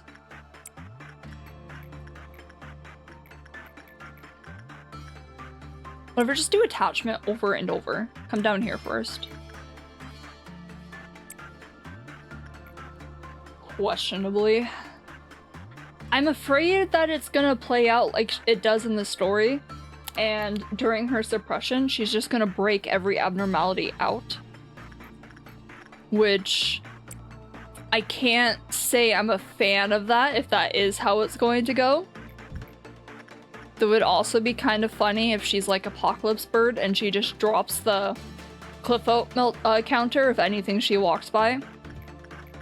So I just have to keep an army running behind her to take care of all that. But I don't know how that fight's going to go because I'm going in there completely blind. I've been doing my best to avoid seeing any spoilers for it. I've seen some spoilers for Bina herself, but I don't know how well those translate to this game versus every other game. Every other as if there isn't only two. Go do that. Yeah, I'm just never gonna work with this thing ever because it's always upset, so I'm just gonna have them grind attachment work off of it and then never touch it, ever.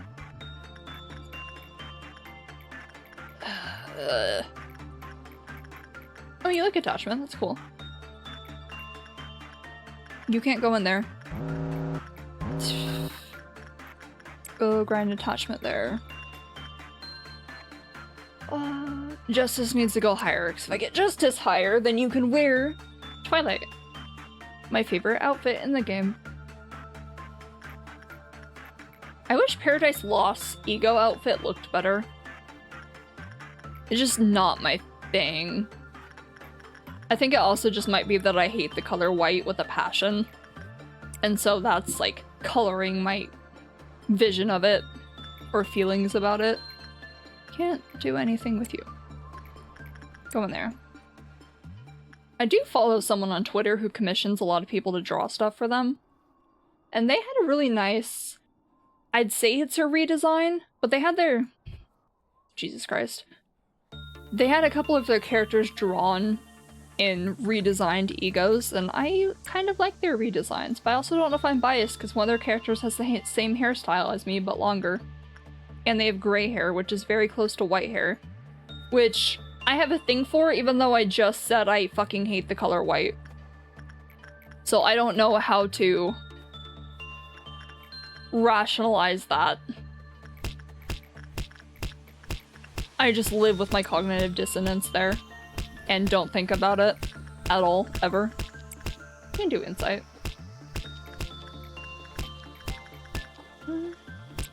Just keep going. I don't want to keep clicking that because it's always going to be very low. I just need to keep an eye on that stupid counter. My clerks could kill these. I should probably kill them though so I can get through with the day faster. Ugh.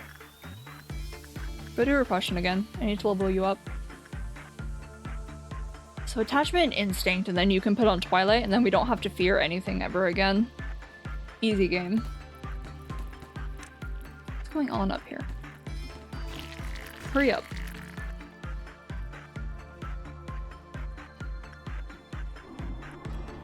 Why are you like this?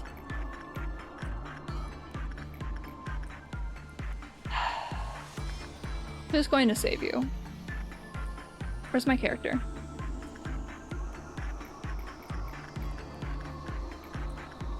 I need you to do something about this. Why are you upset? What's wrong with you? Oh, the clerk's got it. Nice.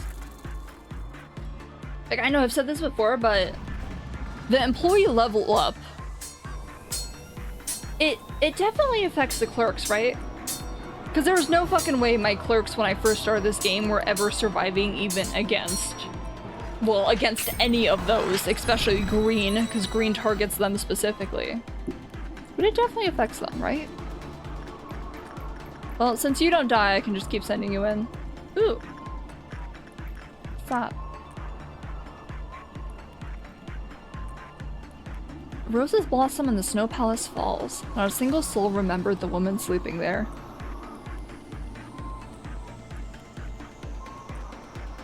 Now, how does this relate to Carmen? Because this is one of 2 question mark Carmen abnormalities. I know it's her cryogenesis thing, but like, how does this... I'll think about it later. You pick an upgrade for clerks at some point? The only clerk upgrade that I can remember reduces their fear value, as if that means anything. I don't remember one making them stronger. I just remember, hey, you can make them a little less afraid of things. Which I have not seen in effect. Because they still go crazy as soon as they see a wall, and then they run into its mouth. Okay, Go-Go or Instinct. More attachments. Can't do Insight, but I can get you Instinct.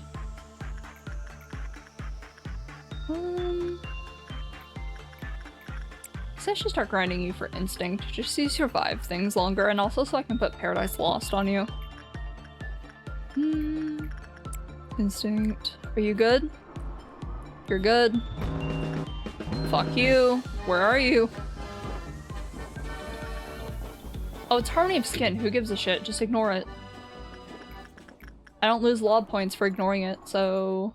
You don't exist to me right now. Day's over. Fuck you. It'd be so fucked up if this game counted someone being attacked at the time as them being killed. So if they were getting smacked by Harmony of Skin, they just count as dead the next day. More mod ideas to make people's lives miserable. Hey, Censored. Finally gave me an Aleph. Like Blue Star isn't an Aleph. Big Bird.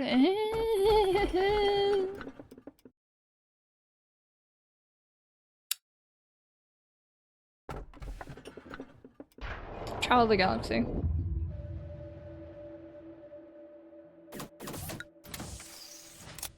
All those choices kind of sucked.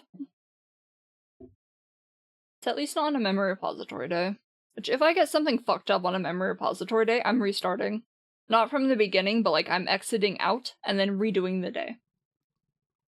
Cause I ain't picking Melting Love. Okay. What should I do here? I don't think you'll survive it unless I level you up. Lore and lore, so you need to be level 5, which you are level 5. It does black damage, so red and white actually do kind of matter. Wait, you resist black damage. You're good. You're fine. Now for me, I want Child of the Galaxy's ego gift so I can never go crazy. Then how about everyone else? We'll hire a new person. They can sit here and do nothing. Give you can have Hornet and Green Stem because I don't actually care about you. Alephs. Ooh, you can wear Mimicry. Can I wear Mimicry? I have Blue Stars, so I don't actually care. You can't. Nice. Something you can use a weapon? Nice. Nice. Start putting real gear on them. How about you? Censored. Cool. That weapon sucks ass though.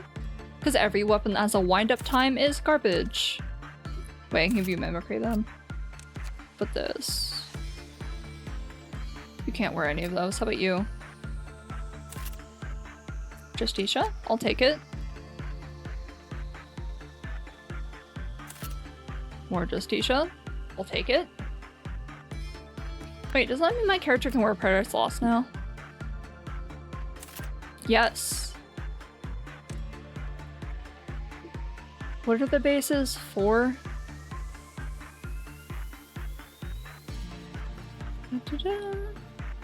We'll do that. I'm gonna kill things now. Then we should be... Is that everyone? You're level 4. Yeah, I think everyone's set now and we're back to normal. You can't deal with that though. Who can? What is it? Prudence?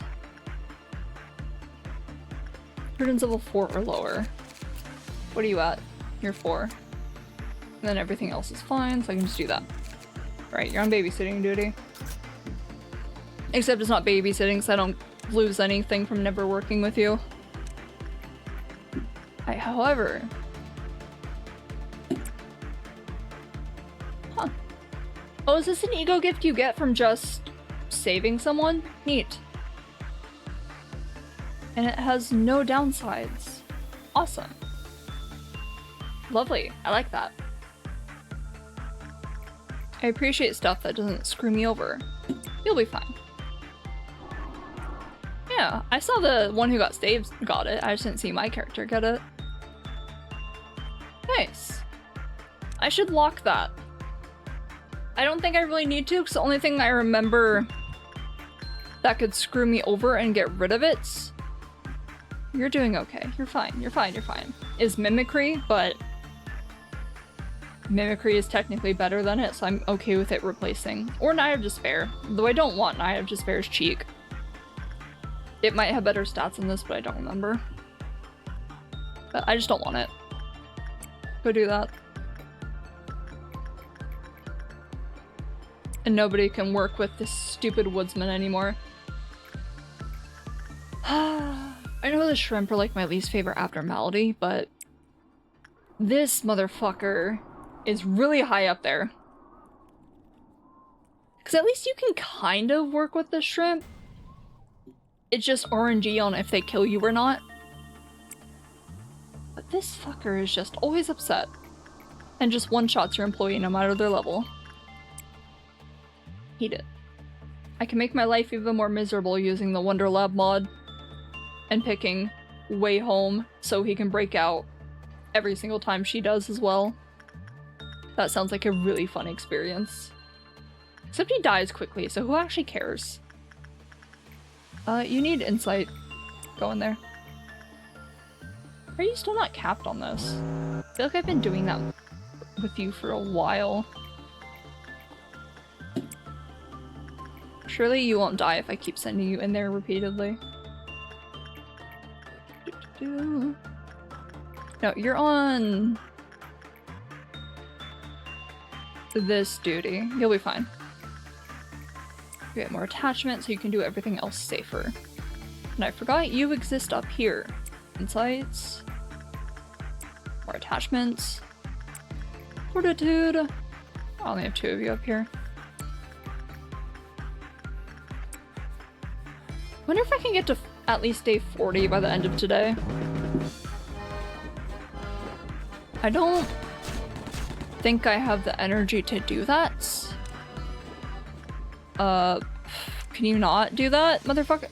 Where are you going? Hey. You're going to Child of the Galaxy so you can one-shot my employee. That's sick. I love that for you. Hey.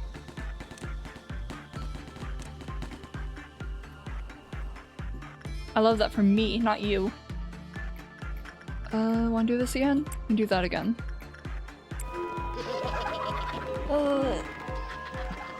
Come on.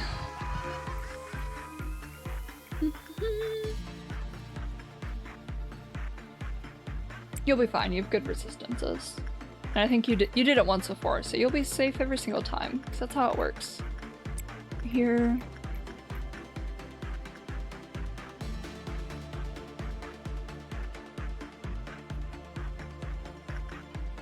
Okay, so I watched Girl from Nowhere.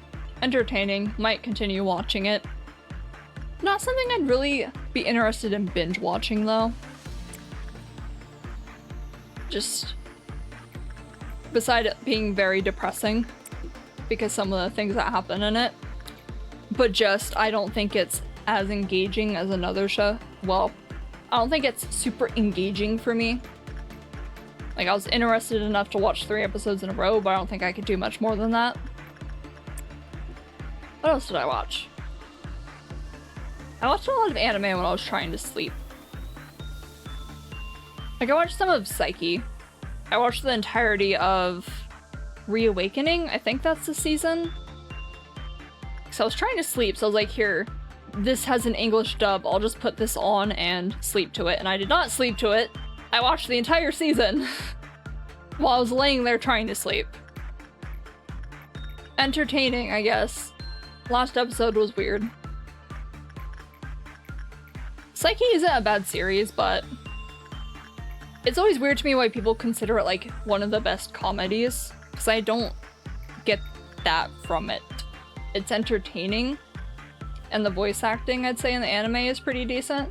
And I'm reading through the manga right now, and it's entertaining. But I don't think I'd say it's the best comedy. You're fine. Like, I'm a big fan of Daily Lives of High School Boys, which I guess I'd say is similar, because it's set in a school. Except the main character isn't overpowered, he's just some nerd. They're all nerds. And then, actually, I think my favorite is Pop Team Epic. But specifically Season 2. Season 1 was good, but Season 2 just blew it out of the water. And it's such a shame, because I remember Season 1 getting a lot of attention and people making a lot of memes and edits of it, while Season 2 didn't get nearly as much, I think because it wasn't advertised as hard. But Season 2? So fucking good. They even had a stupid overarching plot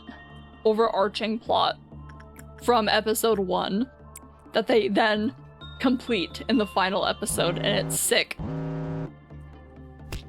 It comes off as a show that has a ridiculous amount of budget, but also no budget at all, and it's awesome. Heavily recommend watching it. It's also not even episodic, it's like sketches. There's a bunch of sketches per episode. And each episode is technically only, I think, 11 minutes, because it's split up into female voice actors and then male voice actors, and they're both really funny, and they also improvise and do their own things. So, you lose something from not watching both, but it's not a huge amount. I'll take Firebird. I love Pop Team Epic, though. Why was it so dark? I'd say the anime is even better than the manga. Because the manga is just a 4-coma. And it has some good jokes, but it's also very heavily... You will only find this joke funny if you know what it's referencing. There's some in there that are funny regardless of if you know or not. But the anime is just funny overall, even if you don't know what it's referencing at all. Just, they hit the ball out of the park with every single sketch. Like, even if it has a stupid little BL series where it turns the two characters into stereotypical yaoi designs. It has a fucking dating visual novel joke in there. It's got a lot of stuff. Very much recommend it. It's a good season. It's funny. Okay. I guess I stay here. And then I work on Fortitude. Come on. Which I think I want to rewatch that season. I'll probably do that someday. Wonder if it has an English dub, because then I could just listen to it. Except you lose a lot from just listening to it, so maybe I should actually watch it. Go do Insight. Oh, I did finally start watching the new Panty and Stocking season. Because, like, I liked that anime a lot when I was younger. And I remember it one being everyone was like, make a season 2, one season 2 coming out. And people would crack jokes constantly about them working on a season 2, but there's never a season 2 coming. And they finally released one. Started watching that. It's not as funny as I remember it being. And I don't know if that's a director problem, or if it's just the series in general isn't as entertaining to me anymore. Because I guess I haven't watched season 1 for a while. And one thing I noticed during it is that the insults don't seem as creative as season 1. They just kind of say the same thing over and over, the same insult. Well, I remember season 1 adding a lot of variation to the insults. So instead of just saying bitch over and over, they say like hoe bag, slut, add a million different things. Because if you don't know what Panty and Stocking is about, it's about two like sex-obsessed angels trying to get back into heaven by defeating ghosts, aka monsters, aka demons, whatever the fuck you want to call them. And it's just like very Western cartoony. Lots of jokes, references, whatever shit. Just, I don't know. Season 2 doesn't feel... Yeah, they're very horny angels. There's quite literally several scenes of one of the main characters having sex. And in fact, season 2 makes it much more explicit. Because I think Amazon gave them a lot more room while they had to imply things or show shadows of things in season 1 instead of just outright showing things. I don't know. I just don't... The animation is good. That's the only positive I can say. The voice acting sounds fine. It took a bit for me to get used to because they're using a whole new cast of voice actors. But they sound fine. Just, I feel like I've just not matured, but it's just not my type of humor anymore. It's more interesting to watch than actually making me laugh. Which is kind of an insult for a comedy series, but I'm not saying it's bad. I don't care about Punishing Bird. I still say give it a shot. And specifically give it a shot with the English dub, because the English dub is actually great. It's really fucking good. At least for season 1. No, season 2 isn't bad. It's not bad, it's just the writing is meh. Everything about the writing is very meh to me. But I've seen some people say that improves in the later episodes. I kind of see it, but also not really. It also doesn't help that one of the episodes felt like an exact copy, almost, of something from season 1. Not really an exact copy, but kind of... Not the message, but the setup of the plot felt very similar to something from season 1. Just with a different main character instead of stalking. Oh, did I mention the fact that their names... So obviously their names reference specific articles of clothing. But they also have magical girl transformation sequences where they dance on a stripper pole and then take off their namesake and it turns into a weapon. So, Panty, her weapon is a gun and it's her underwear. Stalking, her weapon is a sword and it's her stockings. This applies to all the other characters who have that ability, by the way.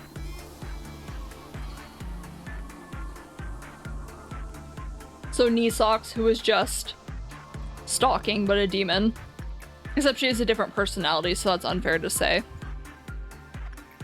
Takes off her knee socks. Repeat ad infinitum.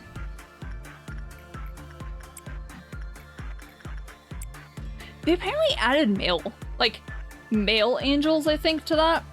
I watched their transformation sequence and Jesus fucking Christ.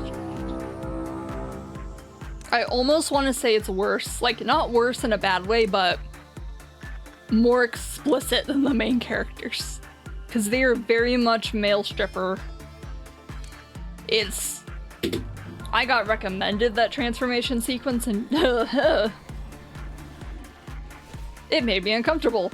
But then it also reminded me of another series that I feel like they're based off of. But I think that just might be because they're based off the same, like, trope. What is the series called? Hold on, I gotta look that up now. Anime about Kappa. Sarazanmai. That one. It reminds me of the cops from that. Because I haven't seen that, but I've seen clips of it. Same energy. I saw the recommendation on YouTube of those two angels, and I immediately got Sarazanmai energy from it. There. How are you not dead yet? You just walked out of the room. Get back in there. Insight. Attachments. And now that I'm done watching shows, I have to get back into reading, which I've been saying for like several weeks. I did not want you to do attachment, actually. But I guess, whatever. And I've gotten through The Stranger. So now I'm trying to decide whether I want to read some of Yi Song's short stories or read Wuthering Heights. I ended up taking Wuthering Heights with me when I was going to an appointment with someone and I was just hanging out in the lobby. Gotta say, I like the writing style. I read a couple pages. I really like the writing style. So I think I'll read some excerpts from the short stories and see how I feel about that. Which, it's always weird to do that, because part of the problem with writing style from that could just be translator problems and the original sounds great, but whatever. It's my experience. But I think I'm gonna go with Wuthering Heights. At least first. I think it's a bit longer. So they look about the same size when I see them on my desk. I wish she wrote more books, because I think Wuthering Heights is quite literally the only book she ever wrote before she died. Which is unfortunate, because again, I really like her writing style. It's very in line with what I normally like to read, and what I personally like to write like. Very descriptive, very, I'd say funny, poetic. It's got some prose in it, okay? Very prosy. Also a massive shock jumping from The Stranger to Wuthering Heights, because they are very different writing style-wise. Like I said before, that The Stranger is very short and sharp with its sentences, being like, I did this. I went there. They said this. I said this. This sucks. And so on. Meanwhile, Wuthering Heights is like, alright, here's 3 pages. Here's a page and a half describing this character being bullied by dogs. And this is in the first chapter. And it's written in a way, I think... What's a way to say it? I feel like The Stranger could be understood and read by a small child because it's very simple in its language. The themes, certainly a kid likely would not be able to understand. But Wuthering Heights, I probably could have read it when I was younger. I think I did read stuff like that when I was younger. But that book is very much not child-friendly. And not in like the content, though the content, from what I know, very much is. It's just... it's like reading a puzzle. Because it's very show, not tell. For most of it. I like it though. It's definitely a book I think I will have to read once. Kind of spend some time thinking about and reading about the author's life. I don't care about that. And then going back and reading it again so I can kind of understand it a bit deeper. Because there are definitely parts that I was missing or looking over. Though... it's a bit unfair to say that because that was also happening when I was sitting in a lobby and there's people talking very loudly around me. And I haven't quite gotten into the zone yet where I don't hear them and I'm just reading and vibing. But, I don't know, I like the book. I want to finish it. I don't know when I'll finish it though. I can wear Twilight now. They're all at 110. And this means even if I get those fucking earrings, it won't take Twilight away from me. Sweet. So, I'm a big fan of getting Wuthering Heights and reading that shortly after getting it, even though I have a shit ton of books on my shelf that I... Who? Who died? When? Where?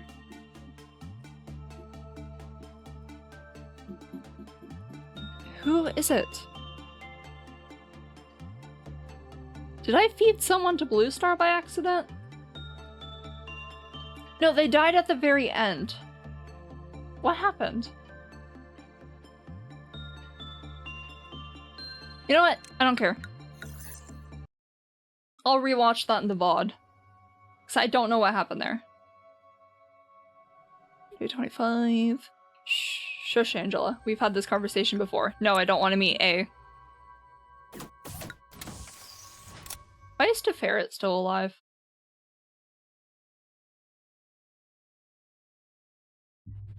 I thought we got rid of Teferet. Specifically, I think it's Teferet B that's... I thought we got rid of Enoch. I thought we finally killed him off. Apparently not. Okay, there's only 2 here, so it wasn't a blue star problem. Did...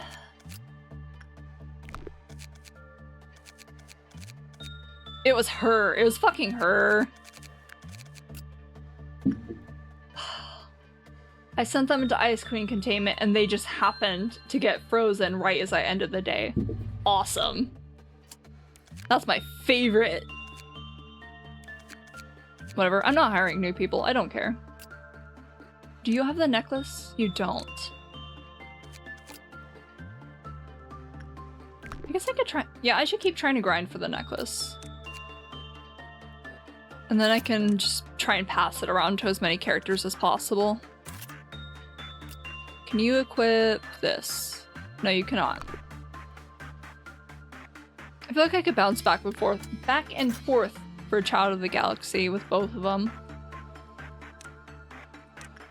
And I probably should do that because I need to level up your stats. Let's do you first. And how about up here? Dude, I can hear someone outside and I know who it is, but it's still like making me tweak out. I think that's the pest control guy. It makes me think someone's here. Which they are here, but they're not here in a way that matters. Your insight, it's not maxed out. I think it's 140 or 150. You need to be more useful. Come over here. You're on Dare Fry Shoots duty. Do it properly. How about you? Right, it's because you're ahead that you're not gaining as much stats as I need you to get. That's unfortunate. You don't like insight. Ugh. But you, because I keep forgetting that you're up there. Though I should probably actually level you up. Oh, why is the sun like directly in my eyes? Fuck off. God, let me move. If I like lean off to the side like this, it's still very much in my eyes. And no, I'm not closing my curtains because I need the natural light so my model actually registers properly. I should get a ring light. No, didn't. That would probably help because I'm shoved into a tiny little closet. That's where all my shit is. Is there anything to do here? White Knight in every LobCorp stream. Well, he's currently playing Silk Song right now. So I'm saying that out loud so you can get his attention. There we go. You can do instinct here. You'll be fine. You'll be fine.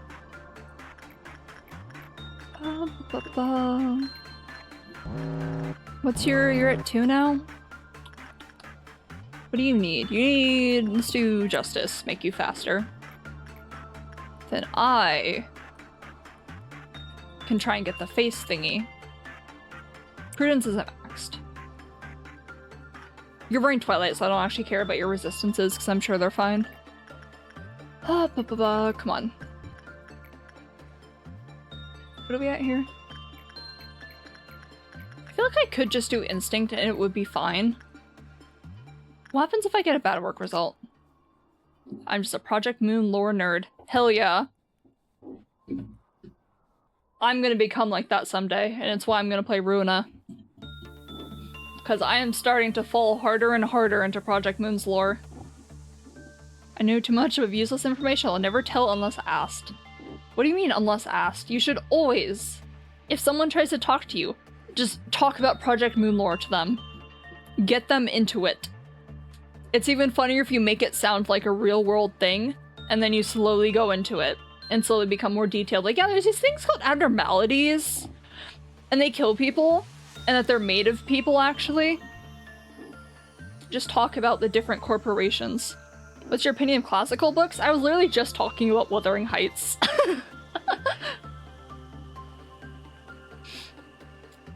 I haven't completely read it yet, but I was saying that I really like the writing style because it's pretty much right up my alley, and it's actually really funny.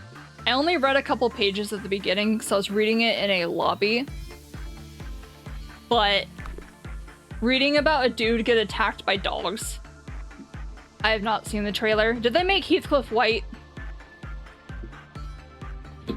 Is this the one where they give him like a BDSM collar? I've seen people complaining about it. Trailer 2020. They make him white? Why does Kathy look like that? That's not my Kathy. Why does this... Okay, I'm looking at a screenshot of it. It's the trailer by Entertainment Tonight, 20 hours ago. Why does this look like the front cover of, like, every romance novel? Like, old... You know how old romance novels had, like, those painted covers of a shirtless man riding on a horse or, like, posed with a woman? That's literally just what this looks like. Except this is real life. You know, I'm gonna say... Okay, I have to look a little more into this before I get back into gameplay. Jacob Elordi, where are you from? Because I need to know whether to judge you or not. Oh, he's fucking Aussie.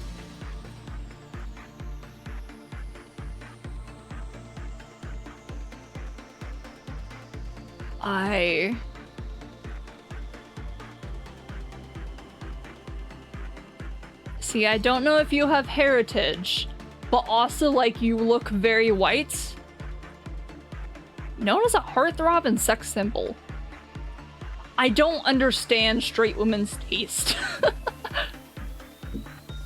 I know I haven't finished the book yet, but even in the first few pages, it's very clear. Shazad Latif. It's very clear that he's Roma. British actor.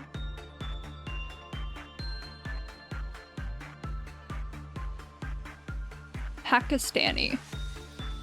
Who's he play in the movie? Or is he just... I don't know. From what I know about that book, a lot of Heathcliff's mistreatment comes from him being Roma. So making him white in a movie is fucking insane. Because you're completely ignoring Edgar Linton. I don't think I've gotten to him in the book.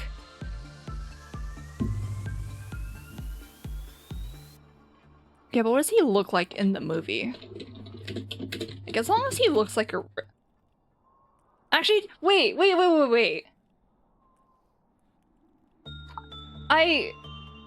Racism is a pretty big part of that book, isn't it? Like, a lot of the mistreatment of Heathcliff was because he was Roma. So why are you having Edgar Linton, who I'm assuming from the book is a white man because he contributed to, you know, his abuse. Okay. Yeah, I'm like, wait, why are you having the Pakistani actor bully the white actor when it should be the reverse, but like he should actually be Roma as a character because again, that's important to the plot. Why is this like, it's hard for me to comment on it too much because again, I haven't finished the book. I've only gotten into the first few pages. But like, I know the basic themes of it. I know. Why can no one get it?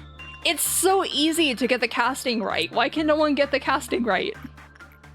Have any of the people who've made the movies actually read the book? I know, again, that's rich coming from me, but like, it can't be that hard. It tells you in like the first few pages. Ugh. It can't be that hard. Okay, I'm gonna read Wuthering Heights and then I'm gonna torrent that movie so they don't get money or my views for watching it. Yeah, you can send it. I haven't. You should be fine. Nightbot won't catch you for it.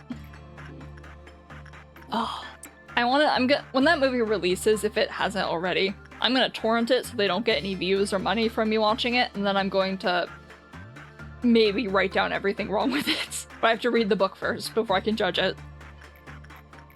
Dude, I love terrible adaptations. Just make your own work at that point. It's actually kind of crazy to me that, like, Limbus Company understands Heathcliff and his appearance and his personality better than these fuckers.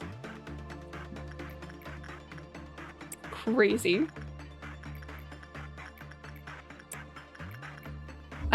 Whoops. Oops. Oh well. I do. I'm caught up with Limbus right now. The only game I'm not very familiar with right now at all is Ruina, because I haven't played any of it yet. I'm vaguely aware of many different spoilers, but I also, you know, not enough. Yeah, sickly looking white boy with, yeah. Is that pretty accurate? I'm assuming it is, because it checks out with him bullying him so hard. And Bucky isn't sick. Okay. So just your stereotypical white man with blonde hair and blue eyes. That's what he looks like in the book. Awesome.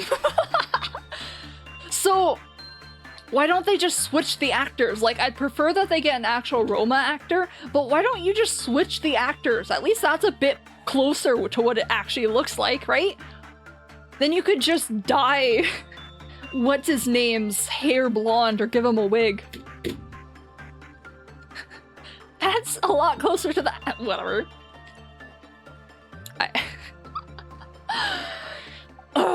I have to watch the movie now. I have to watch it in a way they don't get money.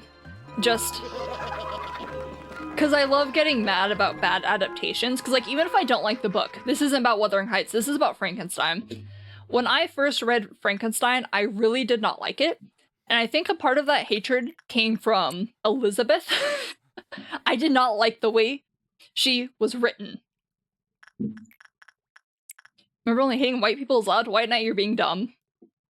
The entire point of that book is that a lot of Heathcliff's mistreatment is because he's Roma. He's living in Britain. He's not white. He's Roma, which is a heavily marginalized group even today, all across the world. And they made him white. And then they took the racist white character who mistreats him because he's Roma and made him not white. That's a level... Did they even read the book, or did they read, like, the Cliff Notes version of it? My god. But, oh, my comment on Frankenstein. I remember really disliking the book when I last read it, which was, like, middle school. I might like it now if I reread it. But I think part of that was literally just because Elizabeth as a character pissed me off so badly. Because she felt more like a plot device than an actual character. And it felt that way for everyone, I think, except the monster itself. Like, I know protagonists and whatever don't need to be likable, because that's boring as hell if they're likable, but it didn't click well with me at all. But, even though I did not like that book or the characters, I was very protective of how those characters were portrayed. So my school had a little play around Halloween, I think, where it was loosely, very loosely, based off of Frankenstein. So they had Elizabeth, they had Frankenstein, they had the monster. And I was forced to watch this, by the way. They took us out of class and made us watch this stupid little play held by this school. And I remember getting so mad because they turned Elizabeth, who in the book is a very, like, mellow, nice woman. She kind of doesn't exist. She's just there, but she's very nice and sweet and cares about the main character. Into this shrieking harpy who is constantly nagging Frankenstein and like yelling at him. And I got so mad because that's not Elizabeth. Who the fuck is that? What did you do to my girl that I don't like? And I still think about that years later. Wait, this wasn't middle school. Wait, I read the book in middle school, but the stupid play was in high school. There was no reason for me to care that much, but if you're gonna make me watch something, at least get the characterization right. Because I care heavily about that. Say what? Why are they all down here? I guess that's fine. Can I drop Purple Noon on Punishing Bird? Hold on, I need all of you. Get in here now. I need to see what happens. I shouldn't send you because you'll break out, probably. Come on, come on, come on, come on, come on. Drop it, drop it, drop it. Faster, faster. Walk faster!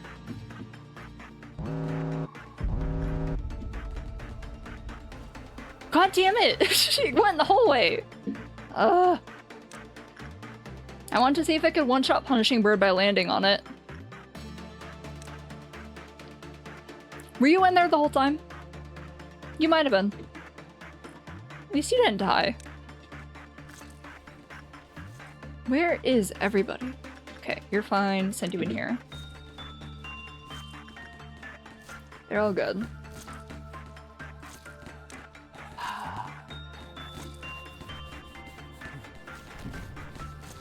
What is your problem? It's only a doggy, though. Also, small rant about Limbus fans. You're in good company. Well, depending on what you say, actually, but... People say Canto 6 doesn't touch on racism at all. Did they, like, play the same game? I think it's because it was very subtle about it. Like, you had to pay attention. They never outright called Heathcliff a slur, but... but... I think it was very subtle. And it seemed to focus a lot more on the wealth disparity, I guess I'd say. More than the racism aspect. But...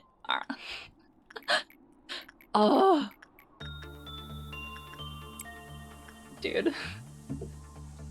I actually liked Canto 6. I don't... Like, usually Cantos 1, 2, and 3 are the ones people tend to shit on. Because they're kind of a little weaker compared to everything else. But next in line, it's always Canto 6 people talk shit about. And say it's not great or that it's bad. And like, I think after I read the book, I think I'll like it a lot more because I can compare it to what they're like in the book. A lot of it is just my experience with it, which I enjoyed it. And the things I know about the book, such as both Heathcliff's and the cycle of abuse, I guess, being common or being a theme of it, with, you know, Heathcliff being abused as a child and treated horribly because of what he looked like, and then going on to take out his anger on everyone else. So, I liked that Canto. I don't think it's my favorite just because Canto 5 exists and I like Ishii. And I like Ricardo quite a bit. So any Canto with Ricardo is my favorite. Just because they don't call him slurs doesn't mean they're racist to him. Like, people are so fucking horrible to him, he fucking distorted. I know. I'm not saying that's the case, but I think a lot of people missed it. Because they only see, like, very explicit racism. Like, slurs. And not the abuse of, it's strange how this one dark-skinned character is being treated so horribly and called dirty and kicked around by all of these white people. That couldn't possibly be related to his skin color or anything. Yeah. Yeah, it really does say something that he's the one character of all of the sinners who distorted. Like, you'd think Sinclair would be, considering, you know, his entire family was murdered in front of him. and he's only like 20. And that he went back and got to see his entire, like, relive his entire trauma piece by piece. But no, Sinclair didn't distort. Ishmael didn't distort, even though she's like prime distortion material. I don't really need to talk about Hong Lu, because I don't think he's the type to distort. Specifically the fact that they compare him to a dog. Yes! That! Yeah. Dude, I really like Heathcliff as a character. And I know because it's because the story is still in progress, but I really need everyone to start treating him better. Like, I need him to get his second canto like every other character is probably gonna get.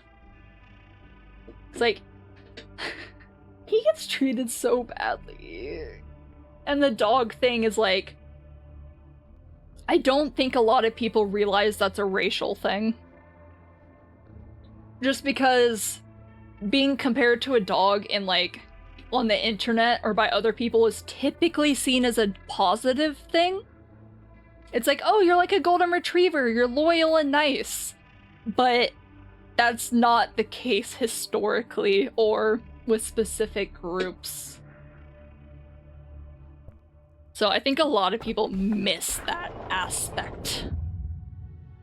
So it's always weird, hey Carmen, it's always weird to see where's my line of thought going there? My train of thought. Oh, it's always weird to see people compare him to a dog outside of, like, his distortion, where he, you know, he becomes exactly what people think he is. It's like, I know they don't mean it offensively. It's like, oh, he's super loyal and he's nice and he cares about everyone, so he's like a dog. But also, like, it's just repeating the same shit. I have despair. Who should I send there? Actually, I could just have them walk over. Like, you're not max stats. Oh, what should I do? Why? I don't want to change you.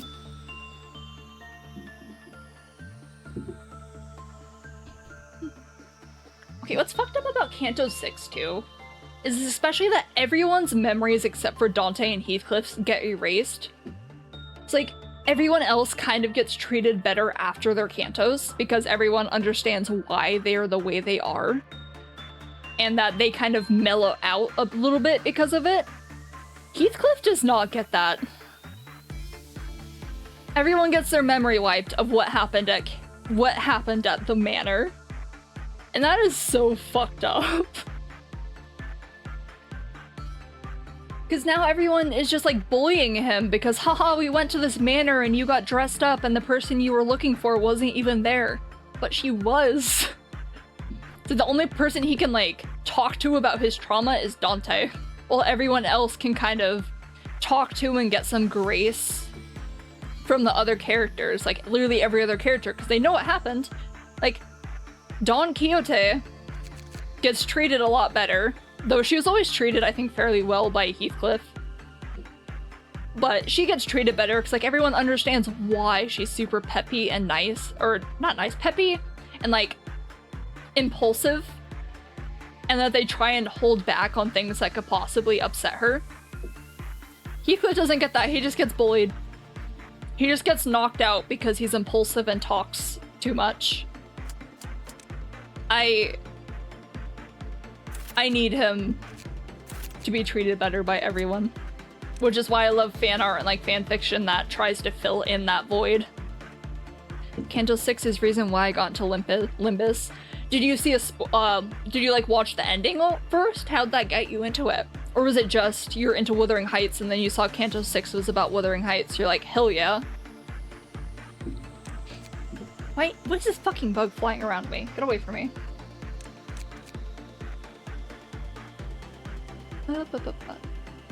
I can't drag you? Great. It all started with wheelchairs. Oh? Not what I was expecting, and I'm also feeling a bit of trauma, because I hate those goddamn shrimp, but continue. everything. Already a Lobotomy Corporation fan. Nice, nice. That feels rare. Not people being a Lobotomy Corporation fan, but like Limbus players actually playing Lobotomy Corporation specifically. You'll be fine, right? Right. Yeah, you'll be fine. Do repression. Do repression. Can I... There we go. Do you have the necklace? No, it's 8% and you haven't gotten it yet. Wild. Well, go do it more. You randomly saw a really funny video with wheelchairs and I got curious and I remember that distortions is a thing. Alright. I'm just gonna keep... I'll get through today. Well, I saw Heathcliff as one of distortions. You'll be fine. You'll be fine. It's at 90.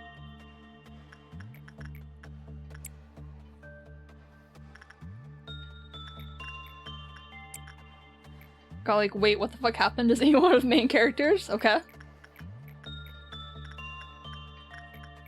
Oh, so it made you curious about what happened.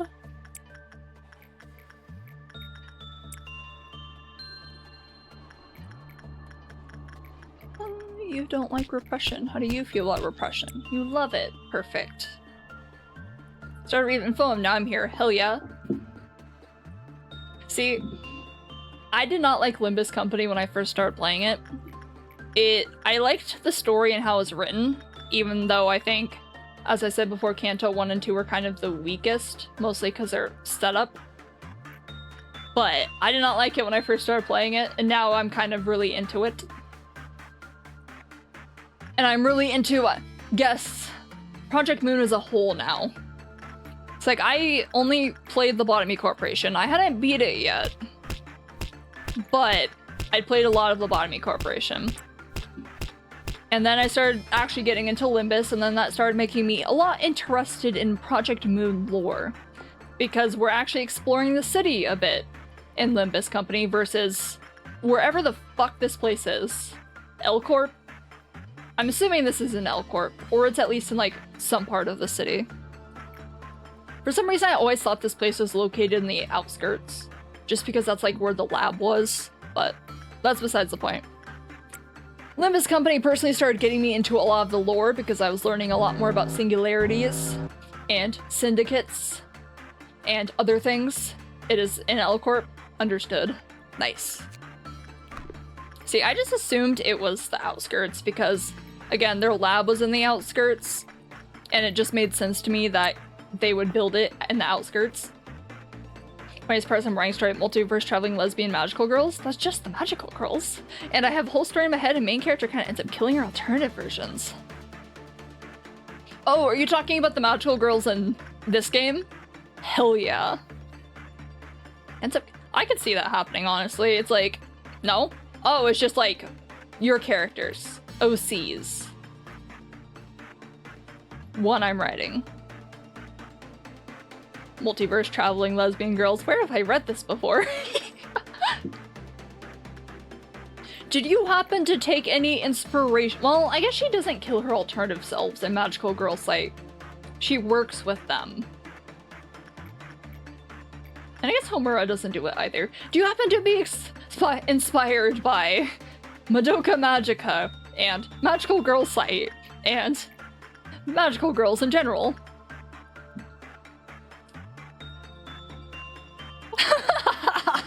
Dude. That fucking manga. Crazy. I think I read through the entire manga in one sitting, so it was like 4 AM when I finished it. Not because it was good, per se, but I just wanted to see how batshit it could go. I'm also like, why did you show me lesbians? Like, the main character and then that blonde-haired girl? And then make them fucking related? Why did you... Why did you decide they were related? Why? It's like, hey, you two love each other, you're soulmates. By the way, you're biological sisters. And we're not gonna tell you this until close to the end. I like Madoka, but had zero influence on the multiverse part. I see, I see. Why is she killing her alternative selves? Actually, side question. Do you happen to like Drakengard 3? Flip Flappers. Ooh, I need to watch Flip Flappers. It's been on my list for a while, but I just kind of keep forgetting about it. Drakengard, aka Dragon Dragoon. You're saying the wet, so I'm gonna assume you don't know it. I feel like it might be good inspiration, because it's about a basically magical girl killing all her sisters who are all technically parts of her. You know, to save the world or something. Something like that. Is this like something you're publishing on Wattpad or fanfiction.net or AO3? Well, no, they sound like they're original characters, so I don't think you can post them on AO3. Yes, tell me the reason. Why is she killing them?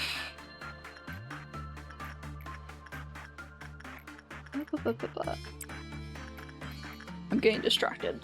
I have my own site? Hell yeah. Get all that money. I'm rubbing my fingers together, you know, from traffic, ads. Very elaborate joke about Lego Ninjas. You're gonna have to explain it from the beginning, because I know absolutely nothing about that series slash show slash... I know the name. That's all I know.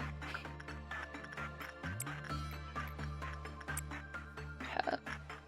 Let's get back in here. You'll be fine. Okay, I can do more justice. I should do more justice for you. Make you faster.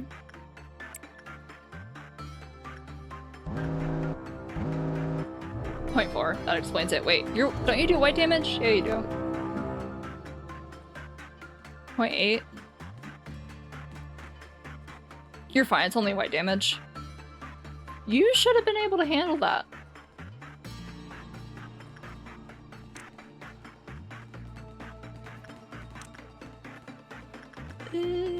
They got that one. Let's deal with that one.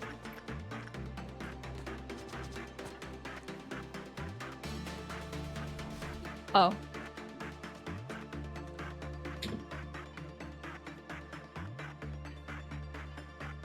Isn't this just a sweeper? This just looks like a more combat-oriented sweeper. Kill it. At least its face does. Go in there. You. Come here. Common. That's not gonna help me. Get off my screen. That's a 10th, so it's fucking worthless. You. Get in there.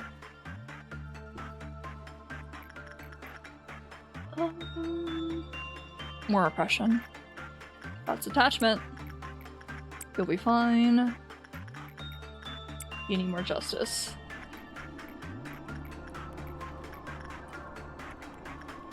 I won't be able to level you up more if I send you in there, but that's fine. Triple noon. I don't think I need to care about these characters right now. At least I should get you to level 5 in all stats, just so that's gonna happen many, many more times. Just so I can give you Aleph gear for everything. Hey. Why are you just here? Where are you from? What department are you?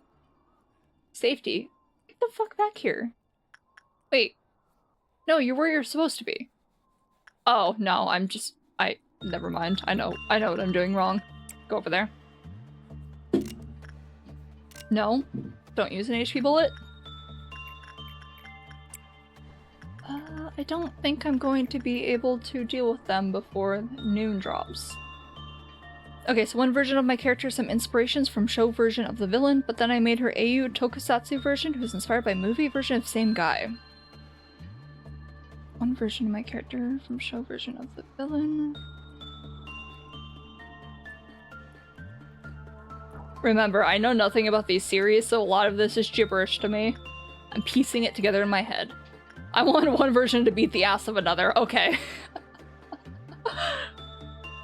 See, that's your power as an author. You can make anything happen. Are you gonna publish it, or is it just like a fun thing to do and have on your website? Ow. You can do more insight. I need...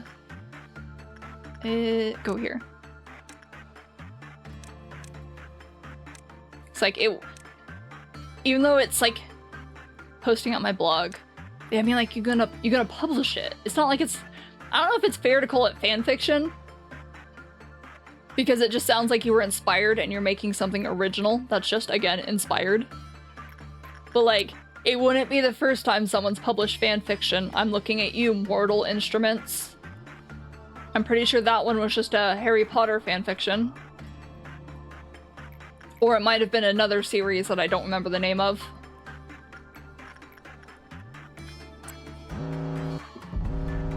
Hey, you. What the fuck are you doing here?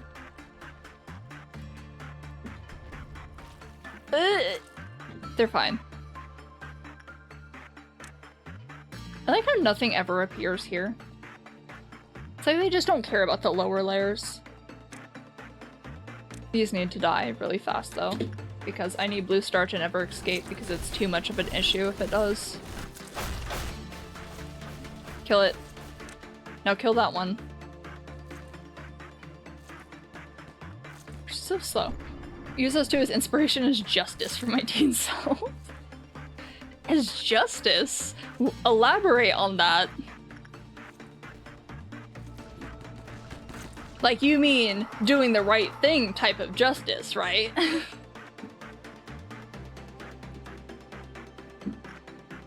gotta elaborate now. I need to hear about what you were like as a child. Tell me about yourself. How did fictional characters influence your personality? Imagine you like a guy in a show, he's a complete character, and you like his writing. Uh-huh. Wow, all of these suck.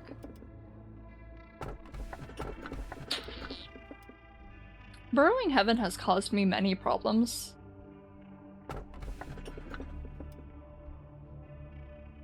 Dimensional Fragment doesn't do anything. We'll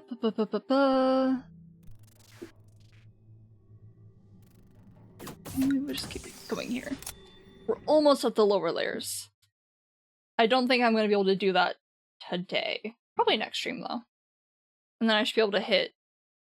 I should be able to do Vina suppression in that stream as well, maybe? Maybe? We'll see. I have like 20 more minutes. Do you imitate characters you like? I do that.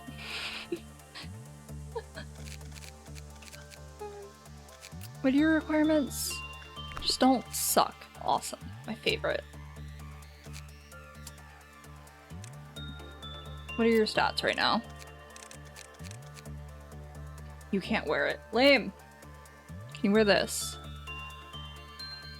I took that away. Then people made a movie based on the show and they turn your fave into a neglectful ass. How dare they fuck up a character that you like? How dare they flanderize your favorite character? I feel that rage. I feel that rage on a primal level. Nobody knows your favorite character better than you do. Even the writers. Even the creator of the character.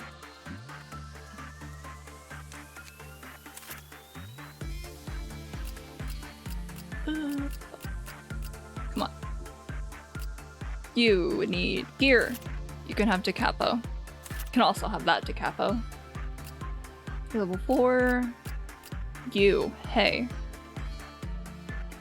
You can't equip any of these. Useless. Give you Decapo. You're level 4, so it doesn't matter.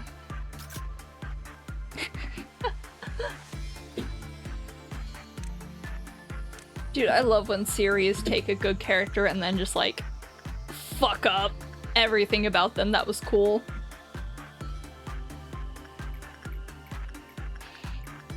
And it's crazy because like fandoms do that shit too. You'll take a deep, multifaceted, multi-layered character, and then they just pick a single character trait and latch onto it. Have you not gotten the necklace yet? What the fuck?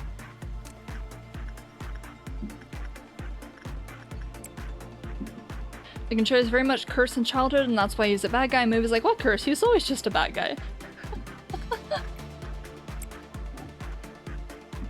Wait, they changed his backstory? This is just like every superhero comic.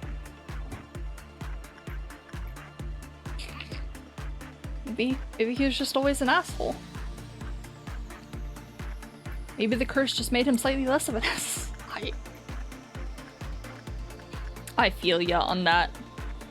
It's like, what if we take everything interesting about this character, everything that makes them a good character, and just make them a simple one-note villain? I love that. I love stuff that does that. It's like, how dare we have nuance? Nuance is not allowed here.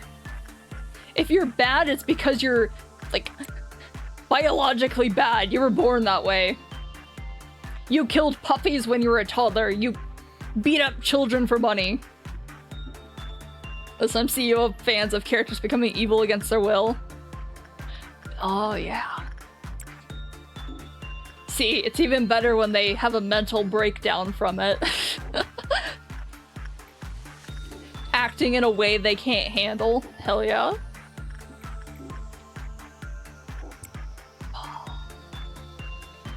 How do you feel about Angela? This is very much related to our conversation. Because I think Angela falls heavily under that. Except in her case, she never was allowed to have a personality or herself in any way since the beginning. Because, you know, created from day one, given a script and told to be the most horrible person ever. And then everyone treats you like you're terrible and they hate you because, you know, that's all you're allowed to do. Did I tell you Angela's my favorite? I really like Angela. And I want to get in fistfights with everyone on the internet who talks about her being terrible. She's just a baby. She doesn't understand what she's doing is wrong. She had no choice in the matter from day one. So imagine teen me seeing all that.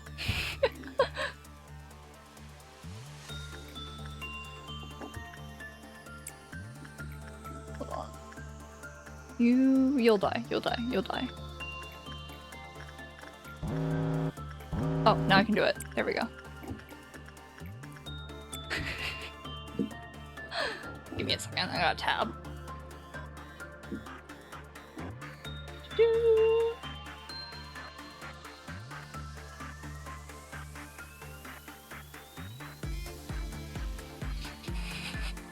How teen you feel about it? Because you seem very excited about it, and you seem to really love the decision making of the showmakers. So I'm sure Teeny was very happy about it, right?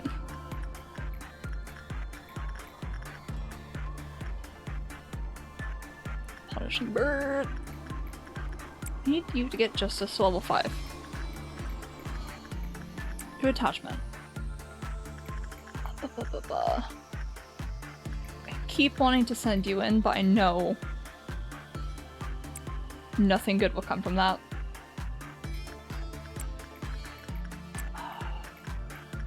Come on. Mostly because it's one of those stuff that's like thing from Kid Show, rewinding your brain chemistry.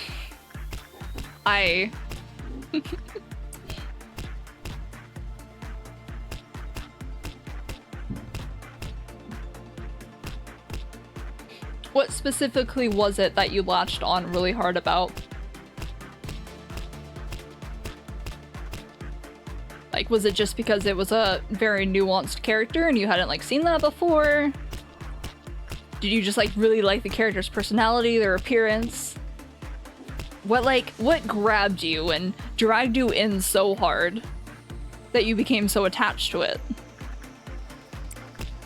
It's like, Cause like I relate to that. There's lots of stuff from my childhood that I am always afraid is going to be taken out back and shot 20 times.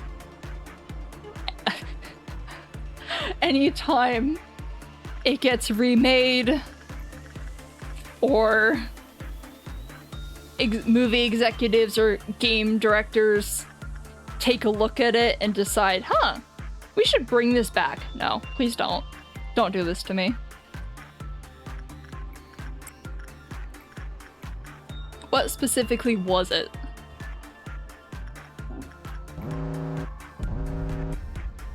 I need you off my screen. Thank you.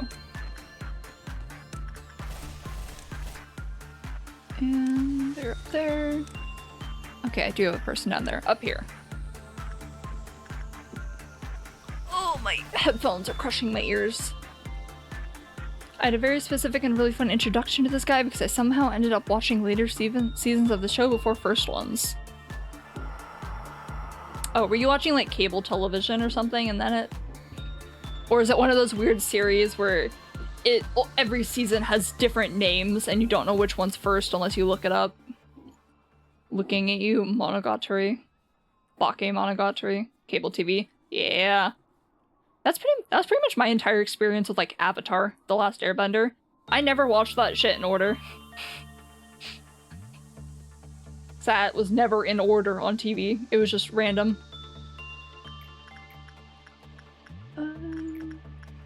Attachment. Oh, maybe I swear they do play things in order on cable TV, but if you get into it late, then good fucking luck.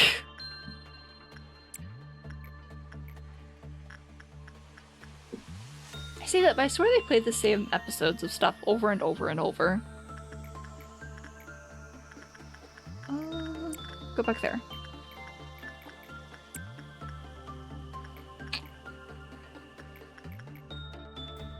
What's your problem? Hey.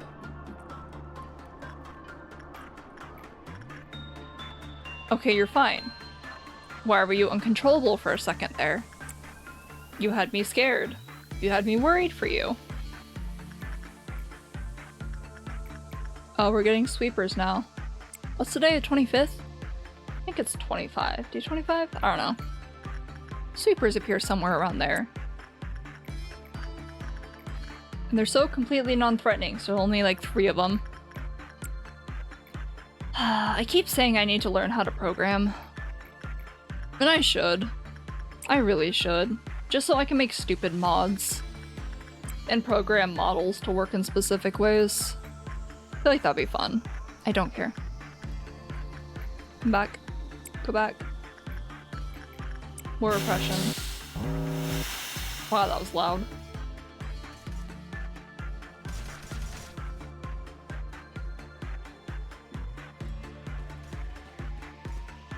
Okay, maybe they don't look like sweepers.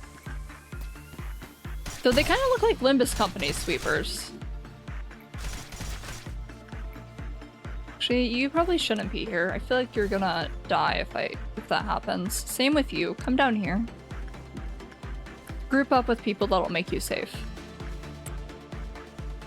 660. Okay.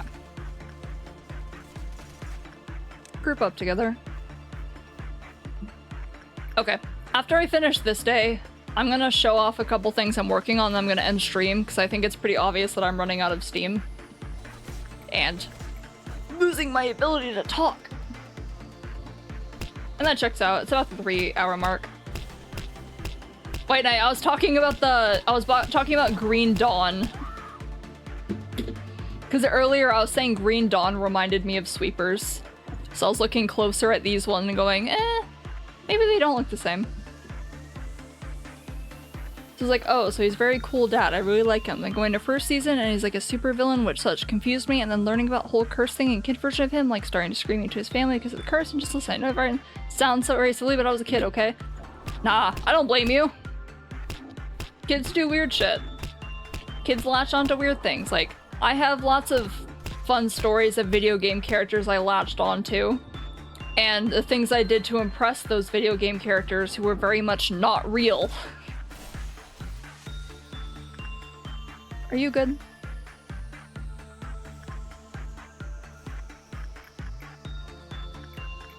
This whole moment just stuck in my brain. Okay, let's deal with this asshole. Stop that. Where's the other one? Come here. You, the last one. I even trying to recreate those vibes with my original character too. Hell yeah.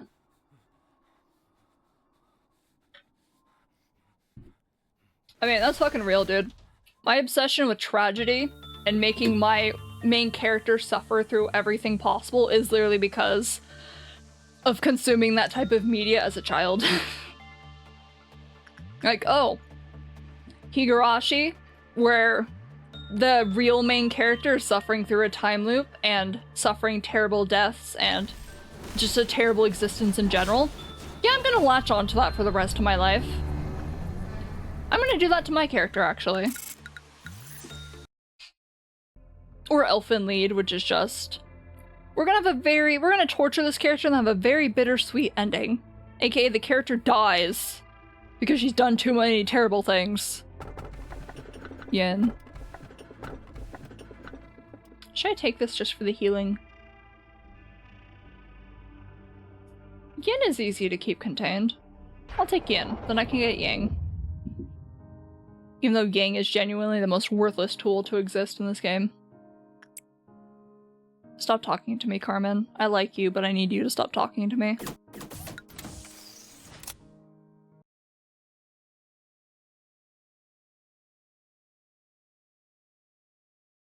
My model actually blinking, or is it just fake blinking? I can't tell because OBS is so small. I was looking for a bench at 1 health and water in the boss's room and got instantly bonked. Deserved. I bet it was deserved. Does that game restart you from the beginning, or does it just restart you from, like, the previous room if you die, or, like, a checkpoint? There's something fascinating about characters changing against their will. Is that why you like distortions? Does that mean distortions are, like, your favorite part of... I was gonna say Limbus Company, but, like, Project Moon lore? Because, like, I guess that isn't really changing against their will. It is quite literally their will, but it's amplified so terribly that they can't control it. You know, you're slowly losing yourself and you can't really do anything about it. I mean this in the nicest way possible, or at least I don't mean anything by it. Do you happen to have any form of mental illness? You don't need to tell me what it is. It's more just, I feel like if you're mentally ill, you can heavily relate to that. Because, like, your brain is literally eating itself and making you behave in ways you normally would never want to. I don't know. It's not about relation? Okay. Never mind then. My question is... does not... okay. You just like seeing it? It's about me finding it interesting. Okay. You just like reading it and watching it. I understand that. That's fair. Sorry, I see the word interesting and people talking about things and getting attached to things and assume it's like, it's because they relate to it in some way. It's like, that's my experience. But it's like, I also completely understand like wanting to put something under a microscope and dissect it and just watch it. What the fuck is this on my desk? Why is there this just little card? I want to analyze that. You're a little scientist. You want to pick them apart. What is this? Let me just do origami with it so I can bend it. Alright, throw that down. Okay. Listen, one of my favorite snow fairy tales is Snow Queen for a reason. I should probably read that.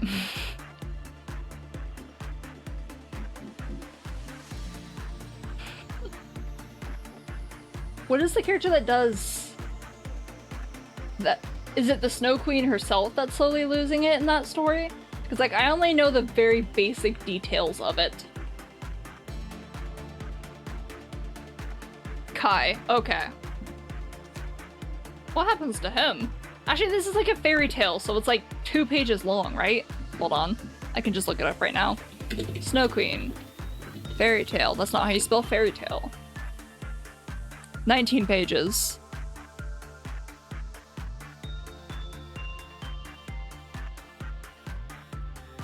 Hans Christian Andersen.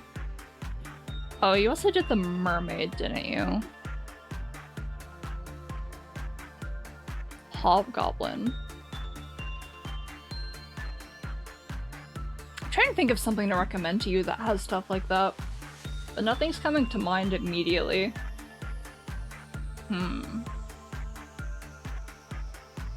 What are some manga I've read?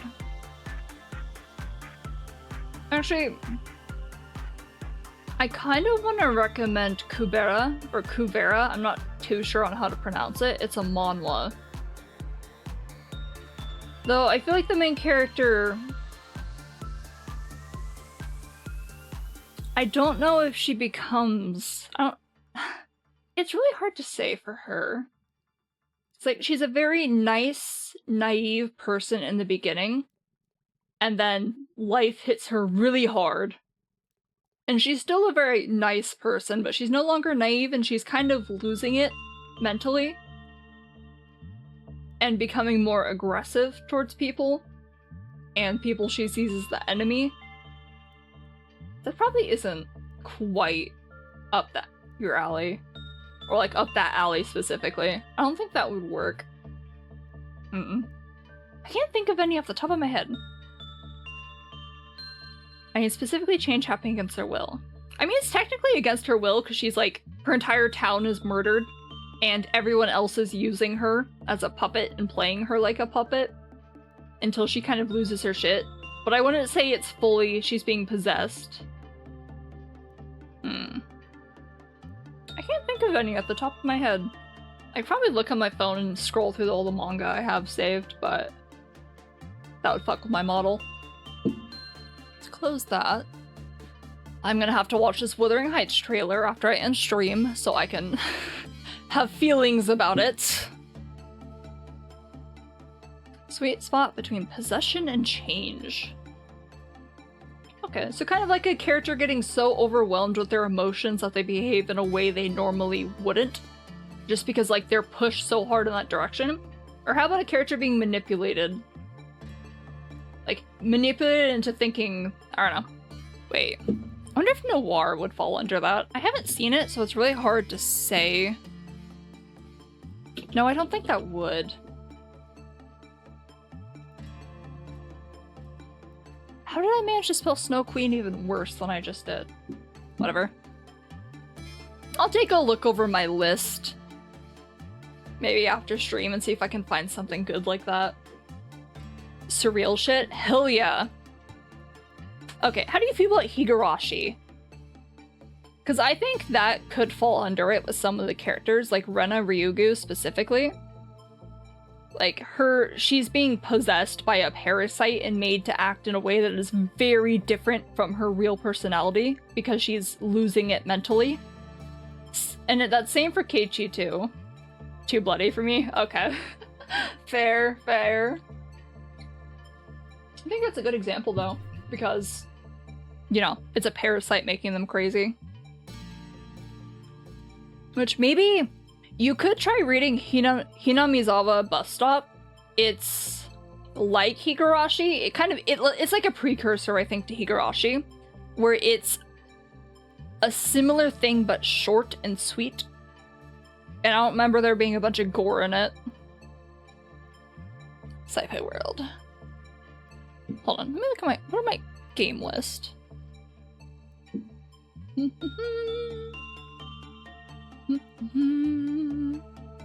None of these we're gonna check out because these are like old games. Cypher Worlds doesn't affect you much.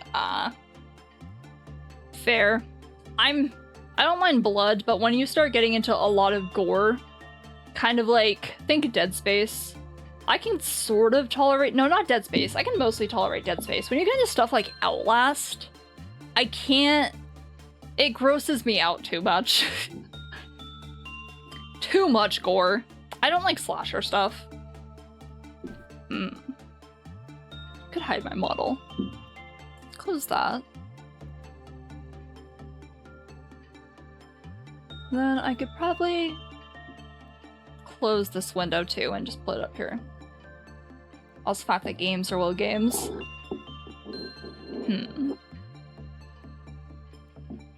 Actually, I was talking about this earlier, but maybe you should check out Girl from Nowhere.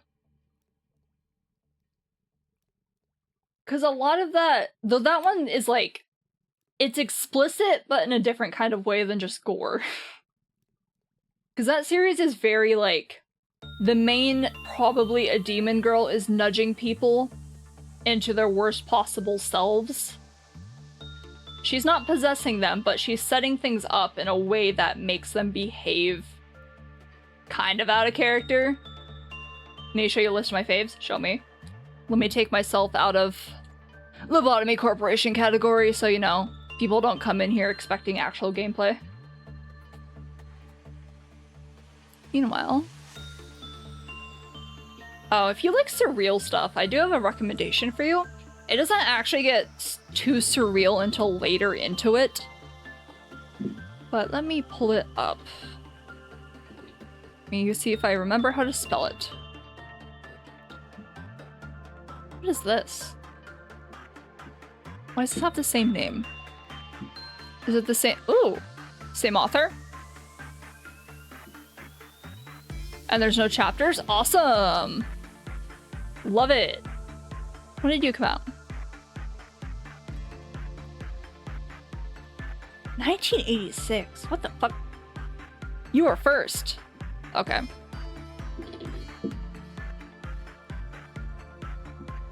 That's not the right page. I'm just gonna link to it.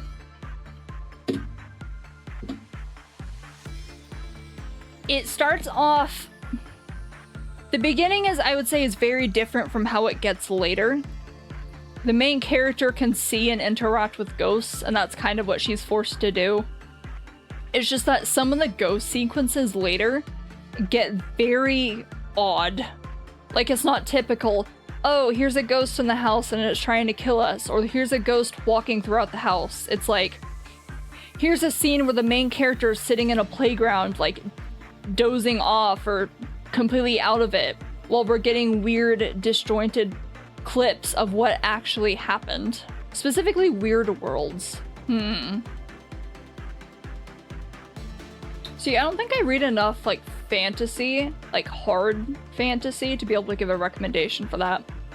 A lot of my stuff, I think, tends to be set in, like, the real world, but changed.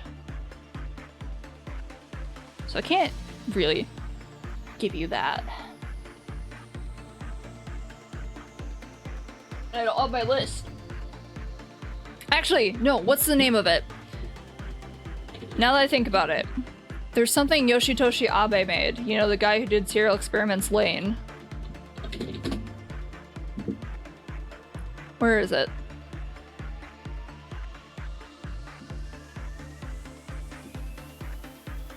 Where is it? I know it's not any of these. It's not Habane Reimu. Reimu? What did I think Reimu? Where is it? I think it's just called Rain. Where is it?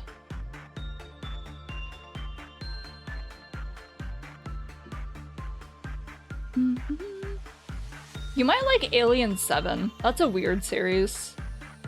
Though I think that is kind of set in the real world, but strange. List of faves.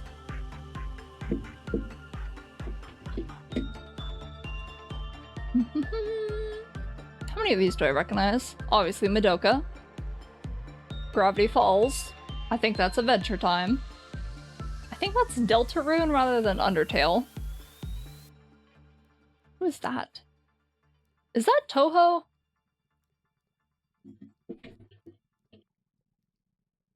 Okay, what Discord keybind is combined to Control Plus?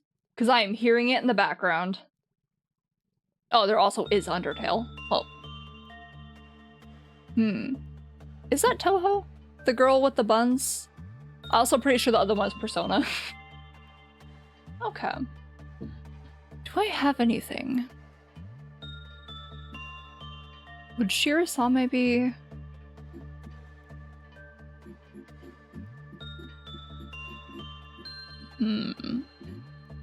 It might be this one. How do you feel about Girls' Last Tour? It is Toho. Got it.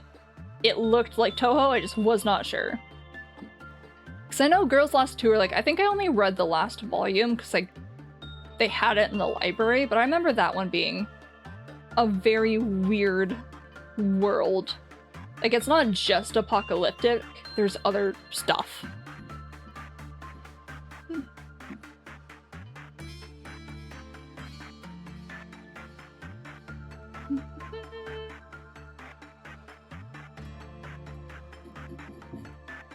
Why did this scroll me all the way back up?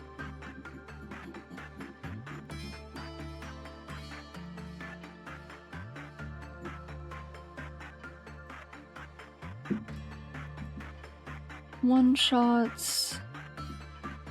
See, I'd recommend this one, but I don't think this is the one I read. Is it White Rain? Hold on, I can just glance through this. Wait, this is really just the one I was looking at. It was just a compilation. What the fuck? Whatever, if you want weird stuff, I think Yoshitoshi Abe is a good one to look at. Still waiting for him to make Despera. That was supposed to come out one of these days. Post-apocalypse, if I talk about streaming, specifically dreamlike. Like, you know when you play Limbus and there's choice events of Admiral's Mirror Dungeon? I'm just thinking of, like, themes. Like, Summer Girls' Last Tour, I think, is surreal, but it's not the main focus. The manga I linked definitely gets very surreal in some of the... not flashbacks, but, like, the main character connecting with the ghosts and experiencing, well, how they died and their life. It's drawn and paneled in a very eerie way. Weird themed places. You could read Wonderlab. Wonderlab is just Lobotomy Corporation. No, I understand, I think. It's just that I'm having a hard time pulling examples out of my memory. Because I tend to just keep everything already dead. Hell yeah, I like that series. That's a good spinoff. It is very hard to give examples off the top of my head because I've read so much shit that, like, it all blends together and I have to go search through my list of things. It's like, I can picture it in my head. Like, there's a very Yume Nikki. I need to play that game. How about Ebe? That one's pretty... I'd say that one's pretty surreal. Which... And, like, every single one of Deep Sea Prisoners games. Flappers, Sunny Boy. I feel like... I mean... Serial Experiments Lane is always a good, I'd say, surreal one, but it's more... That one's odd. Hold on.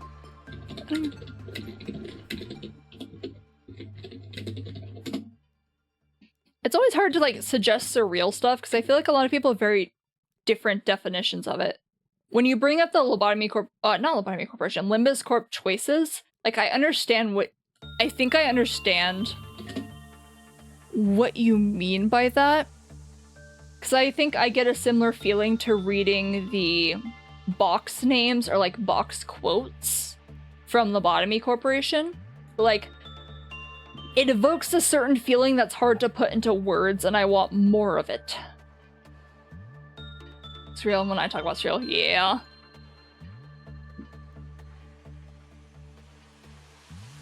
That word is just very subjective. See. Da-da-da. Is there anyone? Ooh, how do you feel about Paprika and Perfect Blue? So I think those were good movies. Serial Exploration, you walking around a dream. Well, Paprika. That's kind of what Paprika is.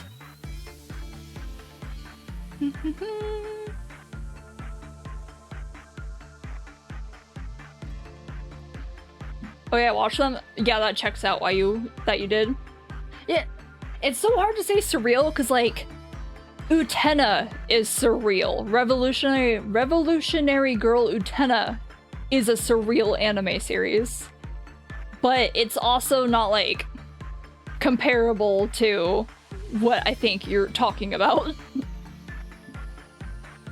What are the other ones? I should watch that. Oh, Boogie Pop Phantom. I can't remember. I don't remember much about that one.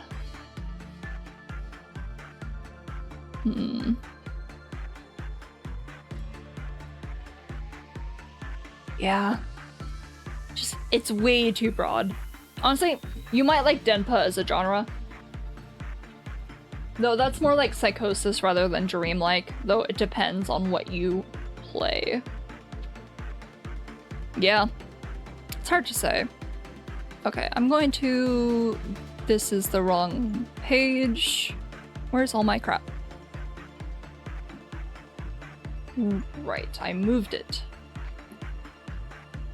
What word you would use for I want media with a bunch of different dreamlike places? Dreamy. I get what you mean. Or like reverie. I think reverie is the word.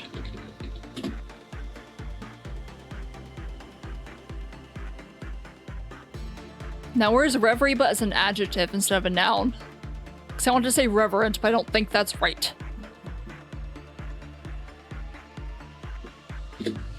Reverie adjective. Why am I blinking?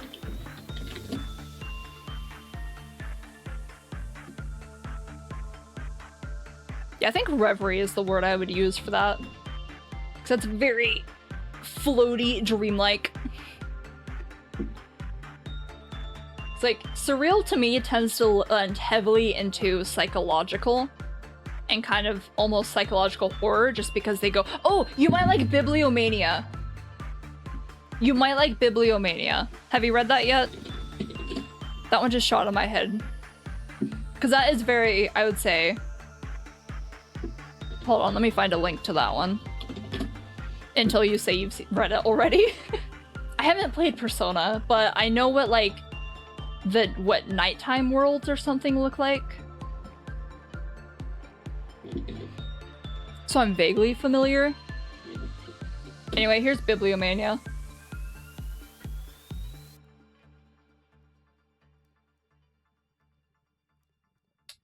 All I did was scratch my nose and my model freaks out like that. That's real cool. I remember I liked this manga and it's very much...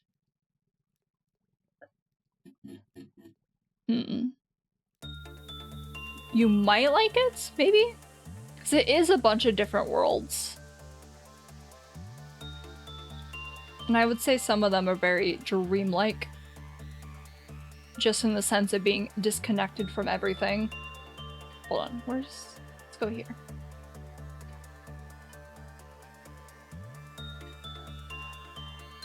It's also got very pretty art too.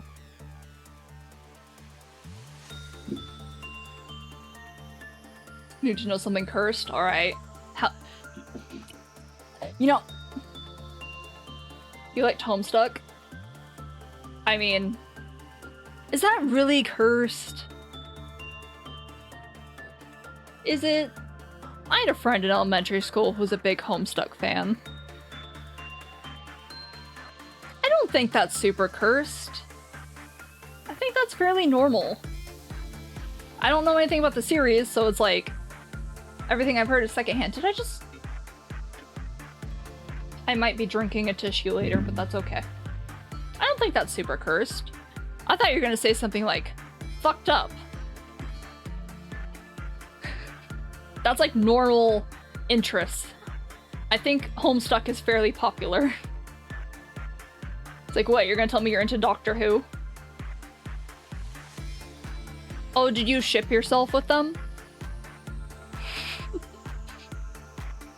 Were you a self-shipper? If so, I was gonna say based.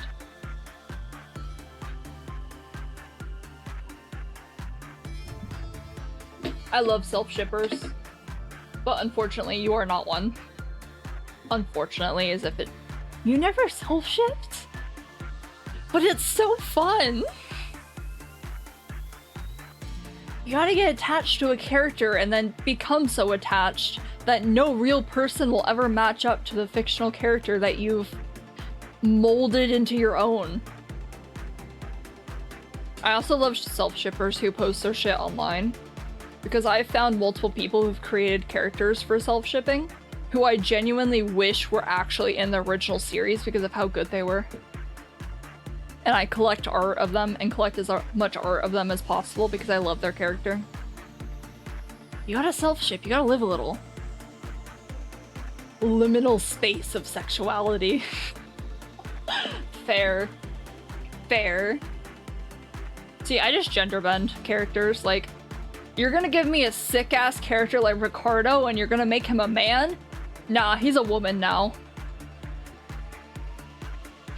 You're questioning, I think, is the right word. You don't know. Which, yeah. I think I was in that space when I was younger. But my problem specifically was that I was heavily in the closet and heavily in denial about the fact I liked women. Which is really fucking funny looking back onto it. Because it's genuinely crazy how I deluded myself into believing I just didn't like women. Or that, like, it wasn't possible. Because if you saw how I acted when I was younger, you would understand. I had massive crushes on so many female characters, and like, I'd play Majora's Mask, and I'd play that for hours. And I would roleplay in that game, and part of that roleplay involved me following Andrew, the innkeeper, around, and like playing instruments for her and turning into the Deku form and dancing to try and cheer her up when she's sitting in the rain mourning her missing fiance. I also had personal beef with her fiance, because fuck him.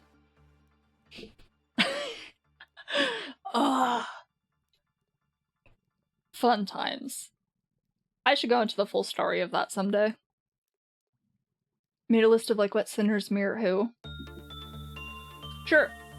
I'll take the list. Are you talking about mirroring each other or mirroring other characters? Because I'm a little confused on that.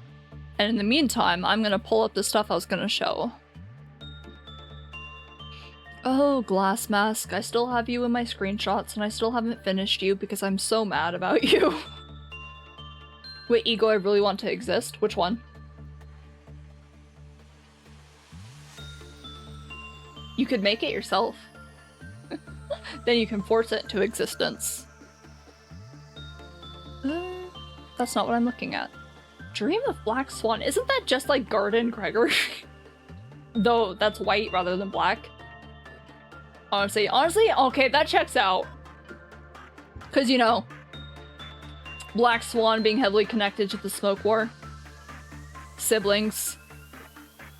We still don't know much about what happened to his sister, though. What?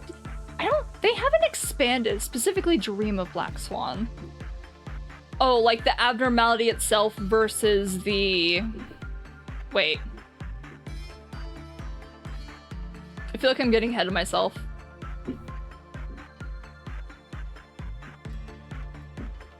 Like you're thinking an ego of the sister, right? Last passages of Fairy Tale Six Swans.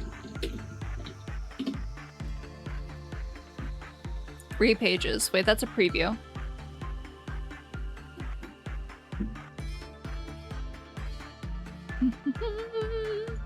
University of Pittsburgh.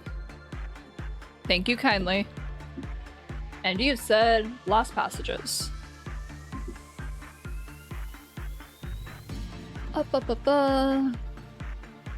Just when they transform into humans. Got it.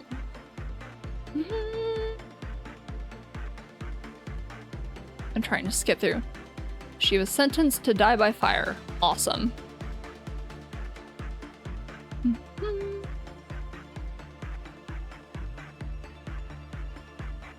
The swans rushed towards her, swooping down so that she could throw the shirts over them. As soon as the shirts touched them, their swan skins fell off, and her brothers stood before her in their own bodies, vigorous and handsome. Cool description. However, the youngest was missing his left arm. In its place, he had a swan's wing. But Gregor is missing his right arm.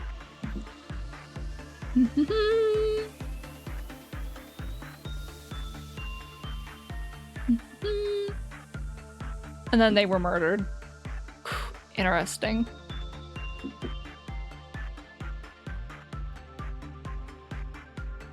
Okay, so when you said that, I'm thinking of specifically Black Swan's connection to the Smoke War.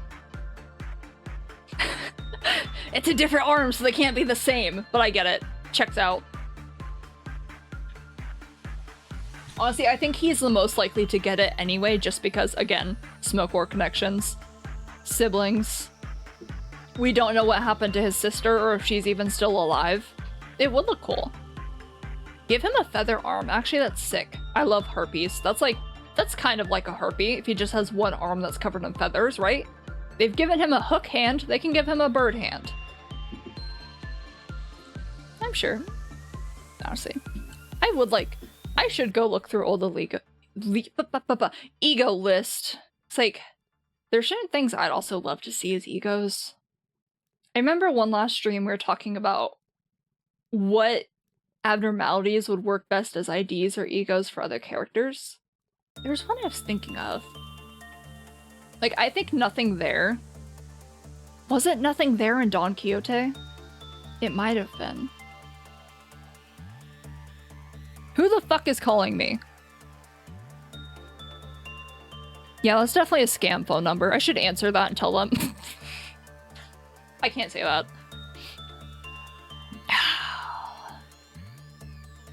I want one of these days, I want to answer these fucking phone calls and just piss off these scammers who keep calling me. It's like, but then I'm afraid, because then they'll know my phone works. And they'll keep calling me and bothering me. But like, they're doing that anyway.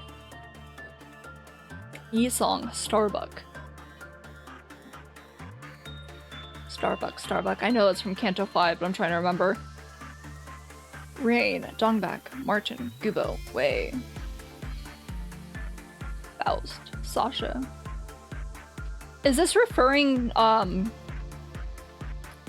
to... A lot of these look like they're also referencing some of the IDs they've gotten. Are you gonna say Heathcliff? Yep. Queequeg. I see it.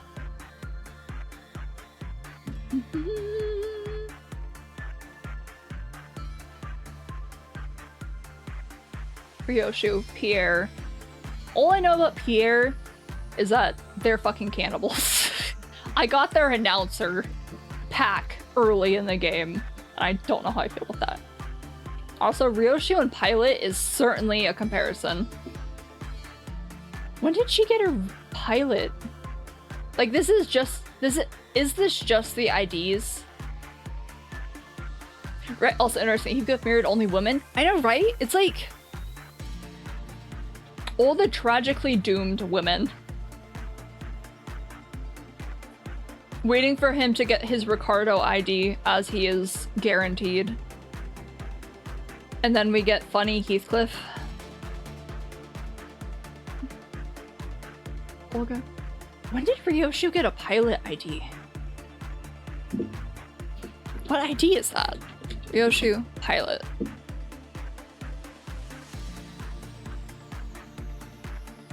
Oh, her assistant manager one. I see. It just doesn't stick out as much, so I didn't immediately recognize it. That checks out. It's not as obvious as, you know, hey, show Faust. I know Nelly. Merceau being Lei Hang, which is... checks out. It checks out a lot. Camille. It's so funny that Merceau has a Camille ID. There's just the idea of him live streaming everything he does and talking to chat. Chat, is this real?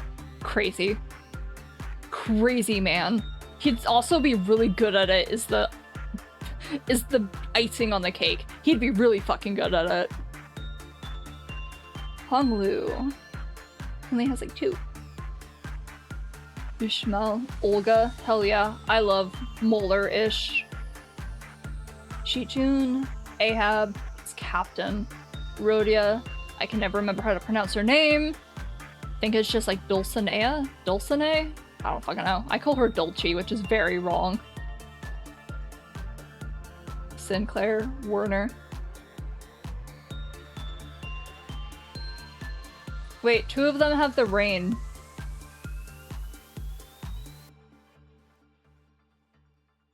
Both Sinclair and Yi-Song have Rain? Who's Rain? Why don't I remember that name? Oh, because I didn't care about this guy. Yi-Song has a Rain one? Is my microphone picking up my scroll wheel? That's awesome. Where is it? Where are you? No, it's Lantern. It's Pequod. That's Blade lineage. Yeah, it's Blade lineage. Lobotomy. Blue. Ncorp. Heisho. 7. Molar Office.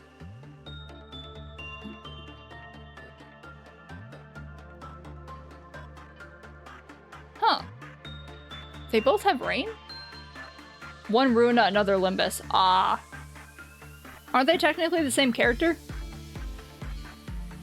Because, like, I thought the whole Molar Office's deal is that, hey, we got out of the book and now we're wherever the fuck we are. Ugh.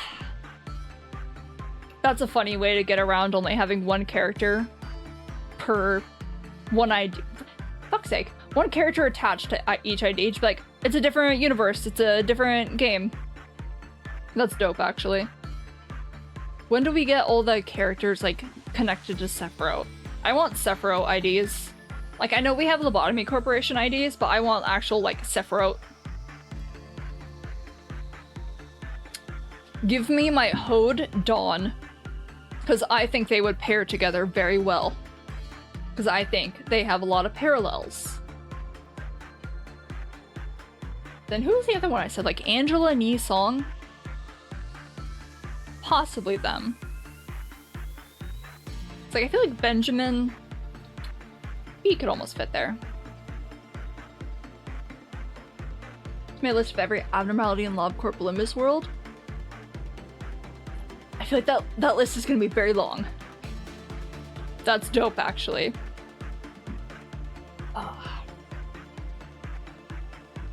Ryoshi Red Mist.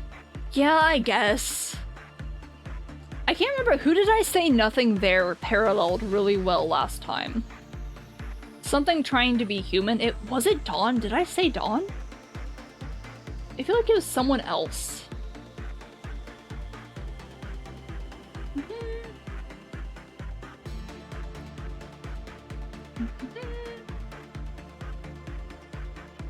Here, just let me lean in real quick so I can see it on chat.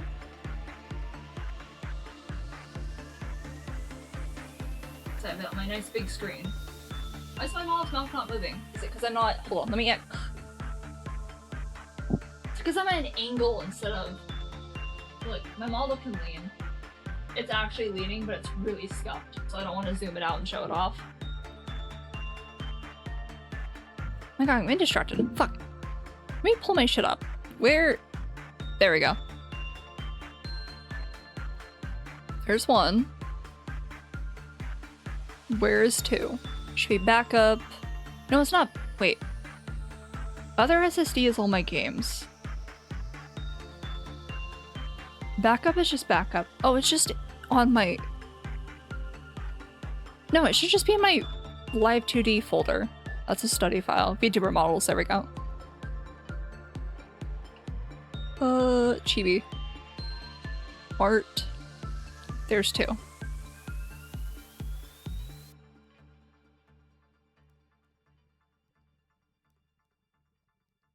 See, I've been looking a lot into just Project Moon world lore in general, because I like to write fanfiction in my free time.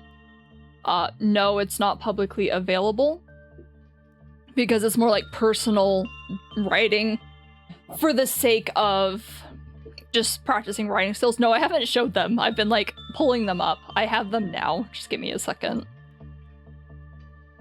Like, I prefer to keep things as close to canon as possible, though I don't mind tweaking canon, you know, just to make things match what I prefer.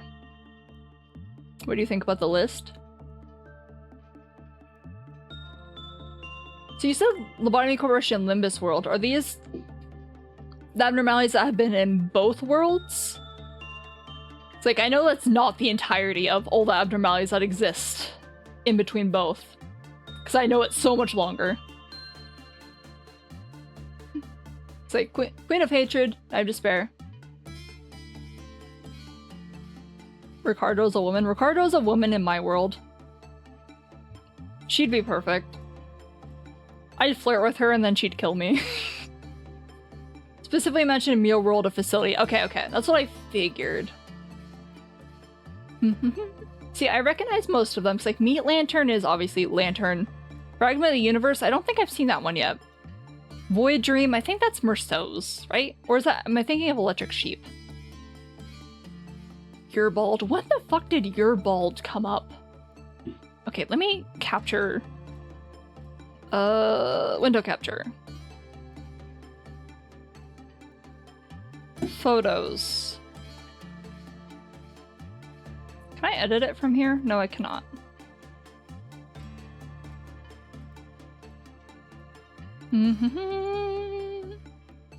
Here, I could be able to, I could put it right under, hold on. Let's put it under the game so I can make some adjustments to it. I feel like I'm having a stroke. Oh, it's just visible anyway, whatever. I'll just edit it. There's literally nothing that could cause me problems. This is, the art for the new model I'm working on. Okay, one sec, I have proof. Cool, I'll talk about this. Solemn Lament. Why is your bald mentioned there? I'm blanking. Where's my tab? Where's my fucking art tab? There it is. This is so far what I have the colors done for the new model. This isn't done. Like, this is just I'm doing the basic shading first, and then I'll go in and clean it up a bit. But I decided my eyes weren't dead looking enough, because in real life, I have very dead looking fish eyes. They're also apparently intimidating according to other people. And I feel like my eyes on this model are way too friendly and lively. So I honestly might just leave the eyes like this with maybe some highlights that get added based off of movements. But that's what I have for that so far. Close that. And then, where is it? There it is. Why is this open? Go away. Concept. This is the chibi model I'm working on for my friend.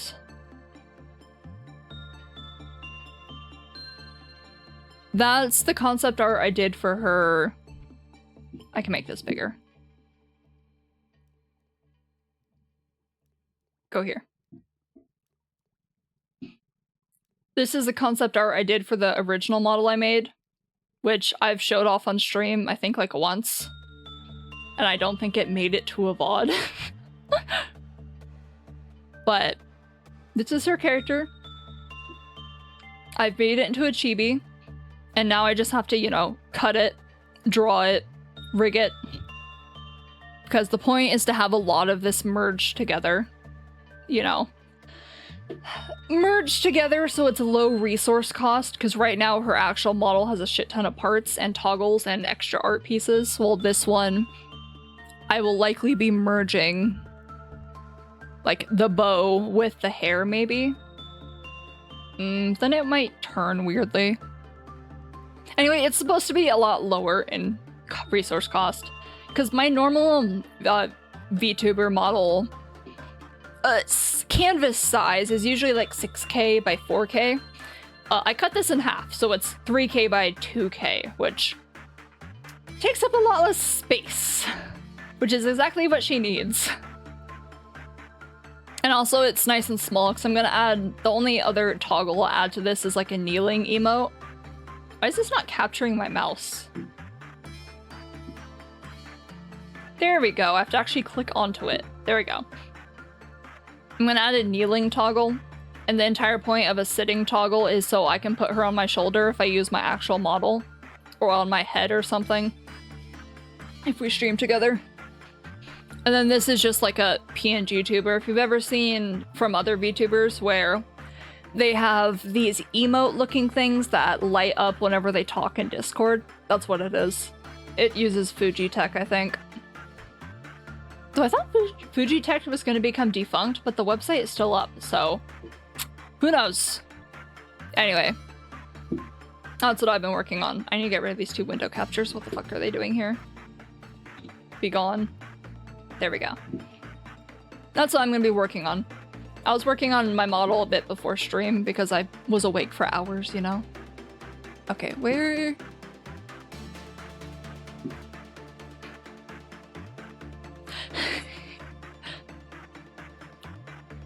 Okay. Flower Heart, I'm looking at your proof. I love how your proof is just a bald man. This is just a bald man with sunglasses in the background. That's wild. Any bald person is proof of an abnormality. That's awesome. Hello.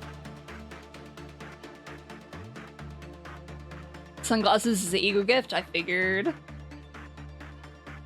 Now Project Moon needs to not be cowards and give us bald is awesome as an ID. Also, Ryoshi mentioned them. Ah. Awesome. I need that to become a real ID. Don't be cowards. Also, why are you saying my name? Bald Faust. I think a large proportion of the game, of the player base, would revolt if that happened. I think she would look great with shaved hair. It's a bite emote. What do you think you're biting me for? I'll bite you back. Good. Get all the losers out. Only true people of culture who can appreciate a bald Faust will play Lobotomy Corporation. Limbus Company. I mean, I feel like there will be another Velmori situation if they make Faust bald. Because look at how bad they freaked out about, you know, Ishii wearing a wetsuit, which is like lore accurate for her. Child drops a cigarette in her mouth briefly, opening from exasperation. She stared at this group of safety team agents before turning away and lighting a new one. Safety team, what about the other agent? The bald one. Most likely they're handing the still that's fallen within the safety team's premises. Server not found. Awesome. I need bald is awesome to now become an ID. How much does KJH care about money? Does he care? Because if he cares about money, I don't think he would do it. Because... honestly, would it? Make it an absolutely broken ID like Mao Faust. Just to make things worse. Bulleted situation, yeah, also with Ishmael, not Faust. Yeah, Molar Boatworks issue. Wetsuit, yeah. God. Project Moon have so many controversies, and I feel like a lot of them aren't even their fault. It's just that all the people who are into Project Moon tend to be fucking insane. I miss Velmori. I liked her art. And we could have had Leviathan as a full manga, but, you know. What time is it? It's like noon. Dude, I'm like, okay, we're at 3 hours in. I'm gonna end the stream after I finish this day because I'm out of steam and can't talk anymore, and it's been 50 minutes and I'm still fucking yapping. I could have been playing the game at the same time.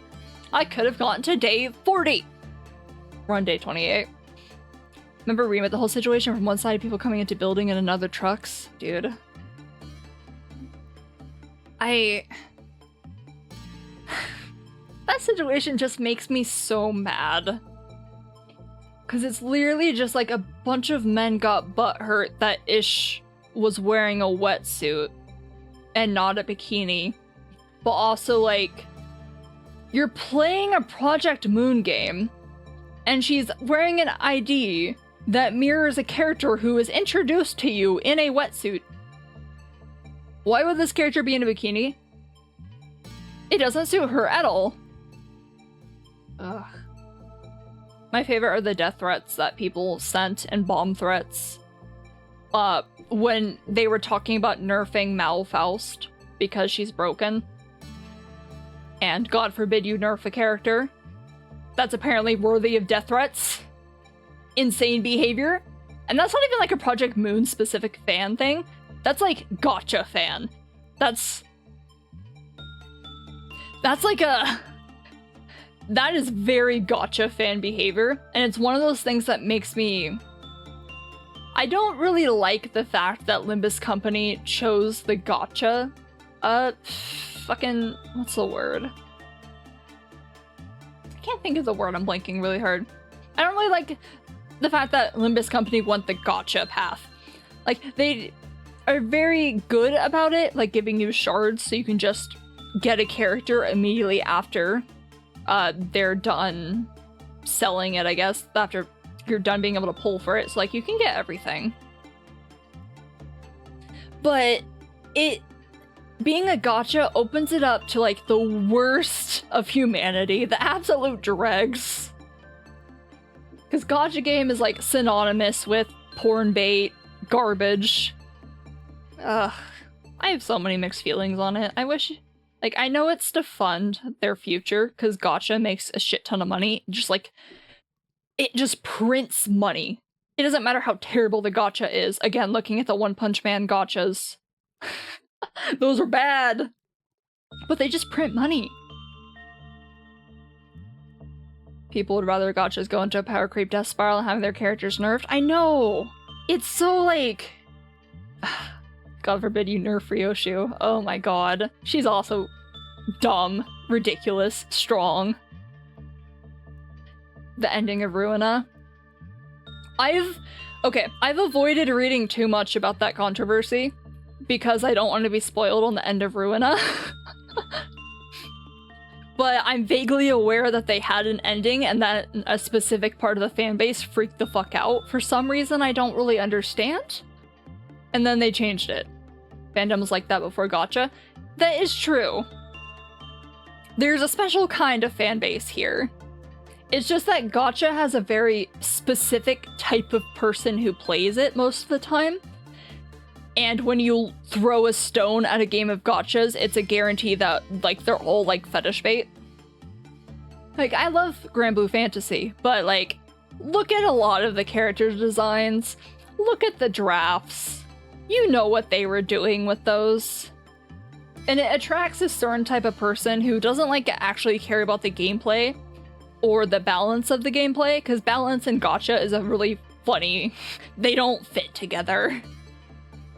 All they really care about is having a character to jack off to. And I know I'm being very unfair to gacha fans, but personally I think I'm being fair.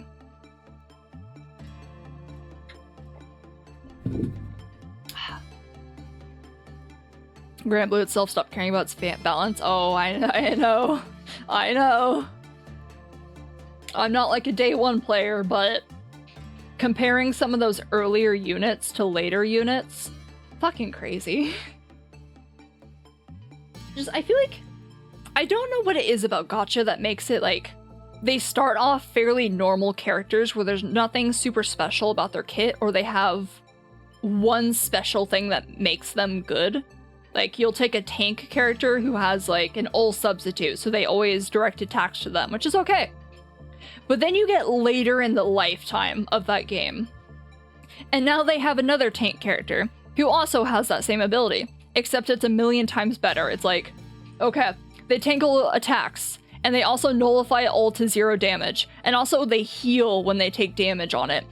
And also they have a permanent aggro, so they always get attacked, and also they have cooldown reduction, so they can spam this over and over so they're unkillable. It's like, how does it always go in this direction? It's like, every gacha falls for this. This is my gacha before Project Moon was cookie runs, like, it's really a thing that depends. The cookie run fanbase seems okay. I've never interacted with them, it's only like peripherally, where they somehow pop up in a lot of Limbus stuff. But they seem okay? I mean, the characters are cookies, right? Hold on, I gotta confirm that. Yeah, the characters are cookies, so it's a lot harder, I think, to turn it into fetish bait. Though some people manage to do it. And for some people, that's their thing. Somehow they're still not even strong enough to be meta. Dude! You take a character that's so fucking busted, but because there's someone else who does everything they do but better, which is crazy. See, this is why I never play meta. I play what I find fun. And sometimes it makes things harder, but, you know, I like my things. I don't know. I like balance in games. I would prefer if a game isn't designed... Okay, because also having just utterly... Okay, I'll get into it in a second. It says, holy shit, Cookie Run fans do amazing animatics. Like, holy fuck, I'm not even random right now, but god, people draw so well. I love animatics. I love AMVs. I love people creating art and music videos and all kinds of things for series. Cookie fetish, just eat it. Vor. I love talking about vor.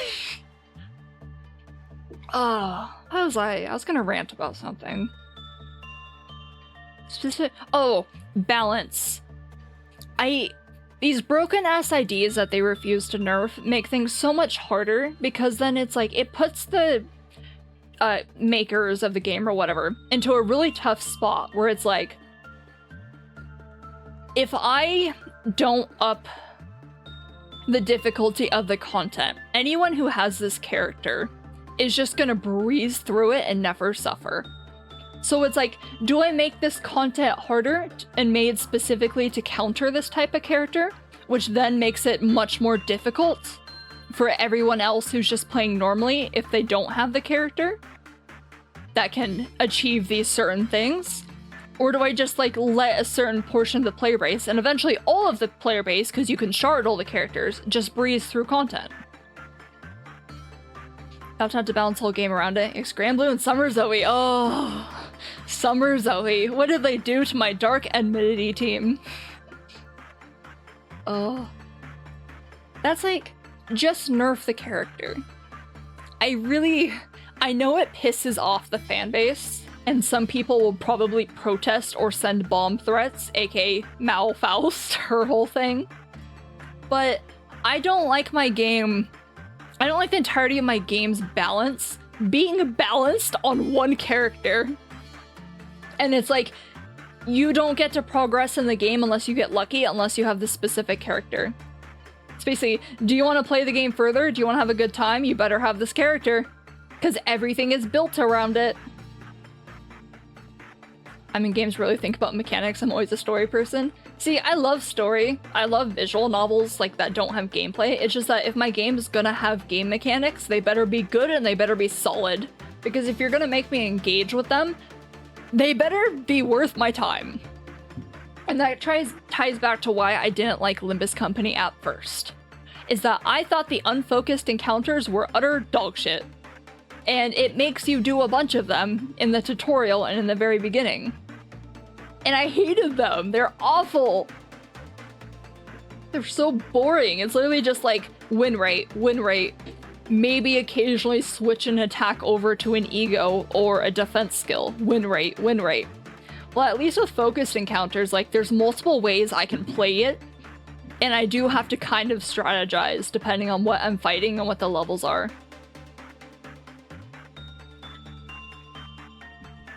But on the Granblue Fantasy thing, it's like that becomes so much more obvious when you're doing the Omen battles too. It's like, some of them become very clear that, like, they expect you to have a specific character to be able to clear it very, like, be able to do all the omens so you don't get one shot. It's like, I couldn't name the specific characters, but, because I don't remember them. But I remember them having, like, things like, okay, you need to have Glaciate and Frost, whatever, we'll say Glaciate. You need to have Glaciate every couple turns, looking at Lily. And I think Makula? What was her name? Macula, whatever, the Primal Beast. She also has it. And you need to be able to do this much skill damage. Oh, no. Marius, I think so. It's like, I hate that type of shit. It's also just like a hard, how do you strike a balance of people being able to complete the game or get through with the base characters that you get and not make it so difficult that they can't get through it, but also not make it so easy that they just breeze through it. I know it's a hard balance, but we don't need busted characters. Nerf them. It sucks, I guess, when you... Oh, that reminds me, because, like, Queen of Hatred Dawn. Did you see how they had to, like, very gently nerf her recently, but then also buff her at the same time? Just because, you know, the fan base was freaking the fuck out. And in her case, it wasn't even a design thing, it was a bug. She just happened to interact weirdly with... Was it Screaming Sheep Ego? Electric Sheep, whatever the fuck it's called? That was making her ramp up a lot faster than she should have. That was something that also caused the fanbase to freak out and, you know, start threatening violence because that's normal person behavior. And there's the fact that a few players not having the best in slot stuff could lead the raid to fail. Yeah! Yeah! Looking at Lucifer. Lucilius, sorry. Not Lucifer. Yeah, because isn't... Ugh. Yeah, and then you get flamed real bad by people, because people can write on your wall. But then there's people who do funny stuff with that. So it's like, I don't mind a difficulty curve or like gear requirements. Except that type of stuff doesn't work super well in a gacha. It's like, well, Grand Blue Fantasy, I say, is very much more equipment focused rather than broken character focused. You can't look me in the eyes and tell me in our character, like, that Harvin that eats poison and poisons herself and kills your team is going to perform anywhere near, like, the top characters, like Iwiar. I don't know if she's still even good. Or, who were the other busted-ass characters? Or the Zodiac Bunny girl. Because I think she was really fucking good. Or even her Valentine version. Her Earth Valentine. Dark Angel Olivia. Okay. No, not Lich. She might be busted too. I think she's like on every single recommendation. What's Makara? Like, light, regular-ass Zodiac Makara. And then Valentine's Makara. Basically just being an enabler for Dark Angel Olivia for Earth. And just being absolutely busted. It's like... Ugh. And it's a constant cycle. They feed each other. You make these busted-ass characters, so you have to design raids and dungeons and whatever to not make them able to clear it as fast as possible and be able to breeze through it, which then hurts casual or just normal players who aren't fucking whales or just were unlucky and never got the character. Because they just don't, they can't deal with what's being specifically countered because all their routes for dealing with it are being blocked off because that one character has every single ability in the game. and then they release a stronger character to be able to deal with the raid. And then it just repeats over and over until it snowballs into something awful. So it can always get worse. It can always get worse. Kind of like... I feel like this is a common belief that Celeste and like all her variation of raids are the fucking worst because of the debuffs and Zombify. Which then led to, I guess, Tico, I think her name was, where she can do, what was it, like an every turn vaccine to get rid of it? Which then gives you someone who can turn someone else into an unkillable monster and never have to deal with debuffs ever. Which then leads to raids being able to create debuffs that can't be removed. So now we have, again, debuffs that you cannot cleanse or clarify or get rid of. And it's like, fuck that. That sucks. That's a terrible mechanic.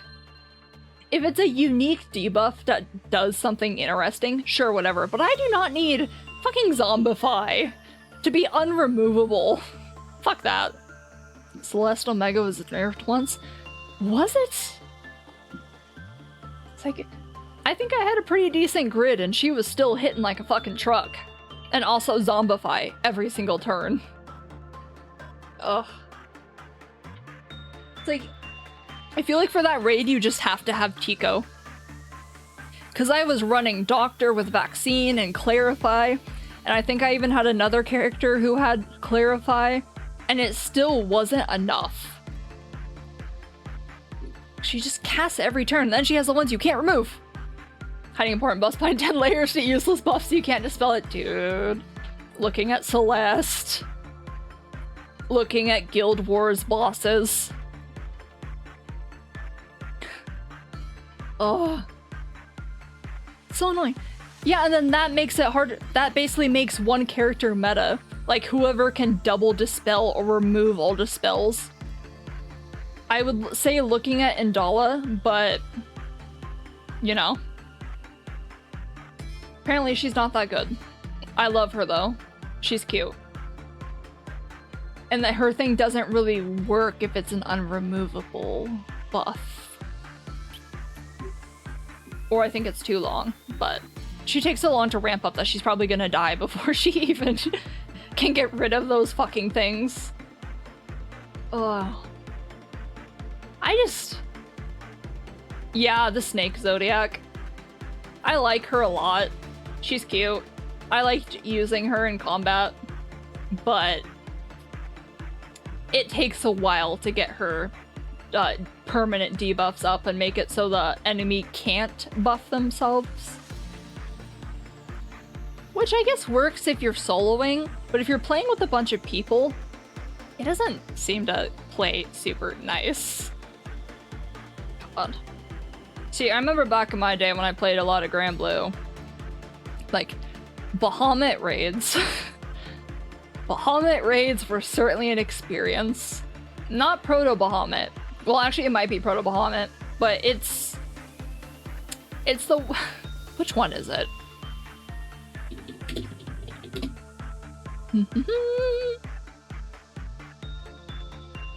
Not Proto. Impossible Proto-Bahamut. My favorite was those raids often fail. It's hard being a Dark character, yeah. Because what, Dark has like 6? What are all the Dark characters? Grand Blue Fantasy Dark characters. It's like Indala, I feel like if she came out years ago, would be like top. She'd be meta for Dark. Like, insane skill damage that she can cast twice. It has a bunch of hits. She can remove and prevent a character from ever buffing themselves. But there's other characters that just do it better than her. Where's all the... Yukata Ilsa. I've never used her. Sadala. Ew. Lich. I think Lich has been a recommendation every single Dark team I've ever seen. I think she's... Olivia. Orchid is higher up? No, I think 9.7 is like mid. I think that's what their ratings mean. It's like 9.5 is basically trash. 8.5 being you may as well just kill this character. Dark Jean. Remember when Dark Jean was good? Wow, she's a 9.1 rating. Oof. Ilsa's also there with Lich. Ignore any number before the dot. That's what I'm doing. Oh, Dark John is a 9.1, so she's a 1. I swear she used to be good. Also, welcome back, White Knight. It's like, I swear she was like, years ago, when I was in high school and played this game, she was like a meta pick. Because of, you know, she could enable enmity and do more damage. And she also just hit like a truck, and now she's a fucking 0.1? Or I guess a 1? Oh. Vera, I guess that's okay. What about all these other?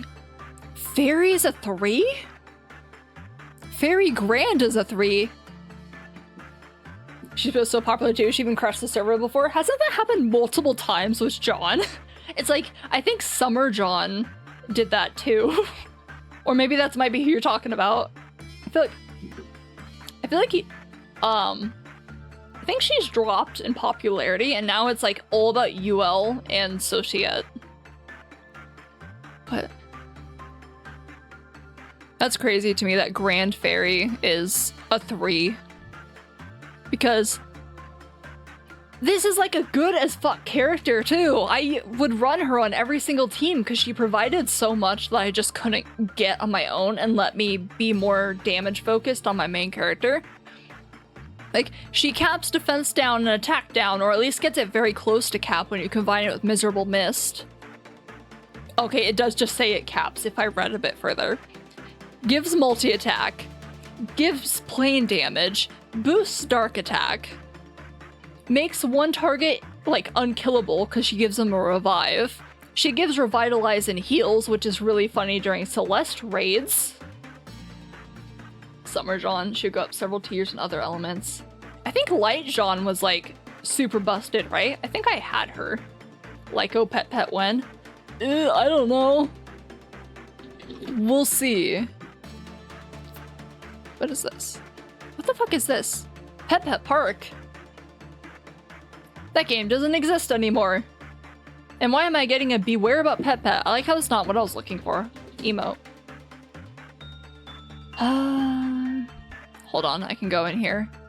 That's backgrounds, I don't want that. That's in front. Look, it's a hand. I'm gonna put it right there. Get off my screen. There we go. There we go. I know that's not what you're asking for, but that's the closest you're getting.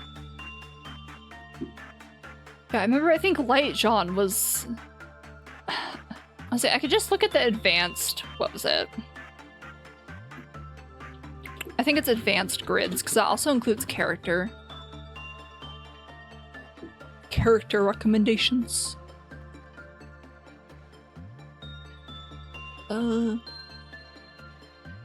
Where are you? See, I wasn't a very endgame Grand Blue Fantasy player, because I always had a tendency to restart from the beginning. But I got decently far enough, or at least involved with, you know, bullshit. Where's the character grids? Did they change everything? No, I just didn't select one. Oh, they updated Hades? What do they recommend for Hades now? I've never used a Primal grid. I've only ever used Omega because I didn't have anything for Primal. Sadala. Okay. Also Sadala. 6. Oh, Fediel! Fediel was also a fucking staple for everything. Manager, the cognition filter seems to be glitching out, especially with that hand. Well, the cognition filter doesn't exist here anymore. You know. Oh my god, don't unmute for me. Ew, ew. Hearing my voice. Go away. Okay, get rid of you. Be gone. Where's the trash can? There it is. I borrowed a Fire Primal because Fire Omega is just awful. Wait, you don't like Ancient X-Axe? You don't like stacking 5 of those so you can crit things, except it only works if you're nearly dying? You don't like Fire X-Axe? Oh, Ancient XX, I mean. Did I close? Why did I close that? Bring that back. What do they recommend for grids now? For Colossus? That's not what I wanted. You don't like the canes? You don't like the shitty low damage, low HP, or I think they're a higher HP actually, canes that don't do anything and don't give you anything positive? Fire was always my weakest grid when that was literally all fire had because, well, I don't need to explain. You understand why. Hey, but now we got Colossus Cane Era, which I think is pretty decent.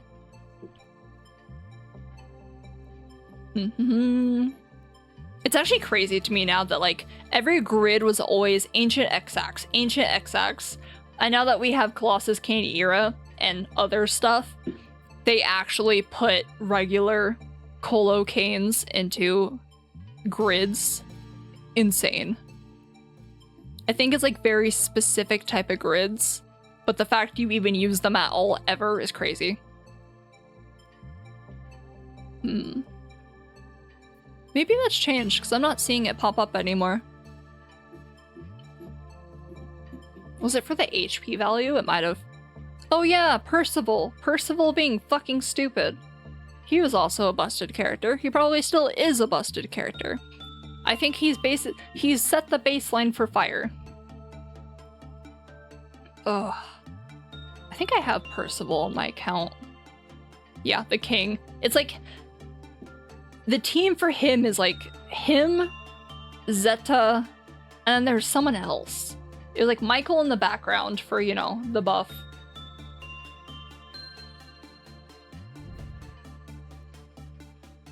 Don't Percy, you're not allowed to play fire. Yep. Because isn't he required just to fight Sylvan? Or do the Ravon's raid with him? Can you even run that raid without Percival?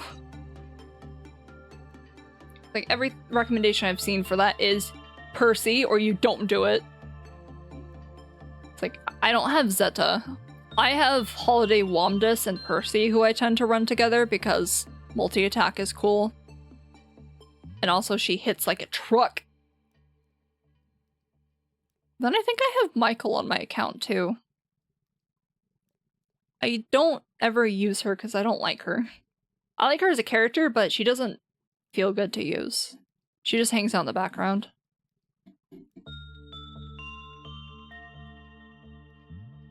Yeah, the basic grid is just Percy, Grand Zeta, the mouse to boost their charge attack, and then when they die, bring in the evoker. And then there's Kine. I don't think I've ever seen him. I still think this aura boost passives were a mistake. I mean, I can't say I disagree, but at least they give you a free version of it now. So it's not just, well, better pray you draw one of the Primarchs from, you know, the gacha. Now you just have to grind a shit ton to get the, what, Rise of the Beast? Is it Rise of the Beast? I think so. Get those ones. I mean, at least you can grind for it now. Dude, remember when Kokoro was core? I don't think she was ever like endgame core, but she was like carry you through most of the game core for wind. And she's an event character. I just remember all the Grimnir jokes. Still sacrificing a slot you could use on a character you actually want to use? Yeah. It's hard to care, mostly because I get the impression when you're playing the game that if anyone in your front line dies, the game is over. Like, early in the game, that isn't really true, but it feels very true once I start getting to the bosses, or not even bosses, like stronger raids. It's like, if someone in the front dies, it's fucking over. I may as well just call for backup and then AFK. The backline to me pretty much exists purely for evokers to bring in an evoker, and then have a character that just sits there in the back and does nothing. Things change with the evokers, that's another slot. Yeah. It's like, all of the elements want you to use an evoker, right? Like fire that's not even an argument. You use Alanon. Everyone ignores Fra or Fro. I like her. She's cute, but like, it's Alanon. You run him or you run him. You just do. And then Nier, I think, is like, is she meta? I feel like it's recommended that you run her even if she kills herself in the middle of combat. Just because she's good. Let me scroll down. This team isn't even showing subunits. Maybe she isn't as good as I thought she was. At least Light can survive on Ogi. Light is just unkillable. I guess they've changed things where you're no longer running Lumi swords, like, what was it, 3 to 5 Lumi swords to give yourself infinite health, and you're at like, what, 60k HP? But I swear, all the Light characters like heal or have some form of self-sustain. You have, what is his name, Luo? He heals, I'm pretty sure. What's the Light recommendations for Lumi? Twain. People actually use Twain? Twain is good now? I could have sworn she was literally only good for Paralyze. Like, that's all I remember people ever using her for. Run Proto Bahamut. Paralyze at what, 25%? 50%? Somewhere around there. Win. And then if you want to troll, you use Paralyze super early so it becomes resistant to Paralyze. And then you watch as the entire raid screams at you. I did not ever do this. However, I'm aware of a spicy individual that did this as, like, their job. I don't remember their name. I just know they had a Love Live character as their name, and they existed just to troll people. Oh, Nahan. Nahan? I don't remember his fucking name. Yeah, I remember him being stupid because I had him on my team. He's like Doctor, but better. No, he is Doctor, but so much better. There's Light Jean. Why am I not surprised? Sandalphon. My boy. Where are all these characters? Why am I not surprised Percival is also up here? Kumbira. A character I've never gotten in any of my— what the fuck? In any of my playthroughs. Bring this back here. There's also Unia. Unia. Is she... I'm assuming she's Light. Let me find her. So she almost sounds— oh, wait. Oh, we're talking about Saruman. Okay. What if I just erase every single buff on everyone in the raid? Hold on, now I have to find this guy. Grimsby Fantasy Troll. Who was he? Because he had like all of them.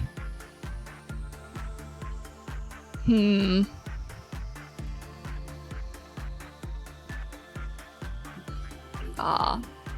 I got the full story here.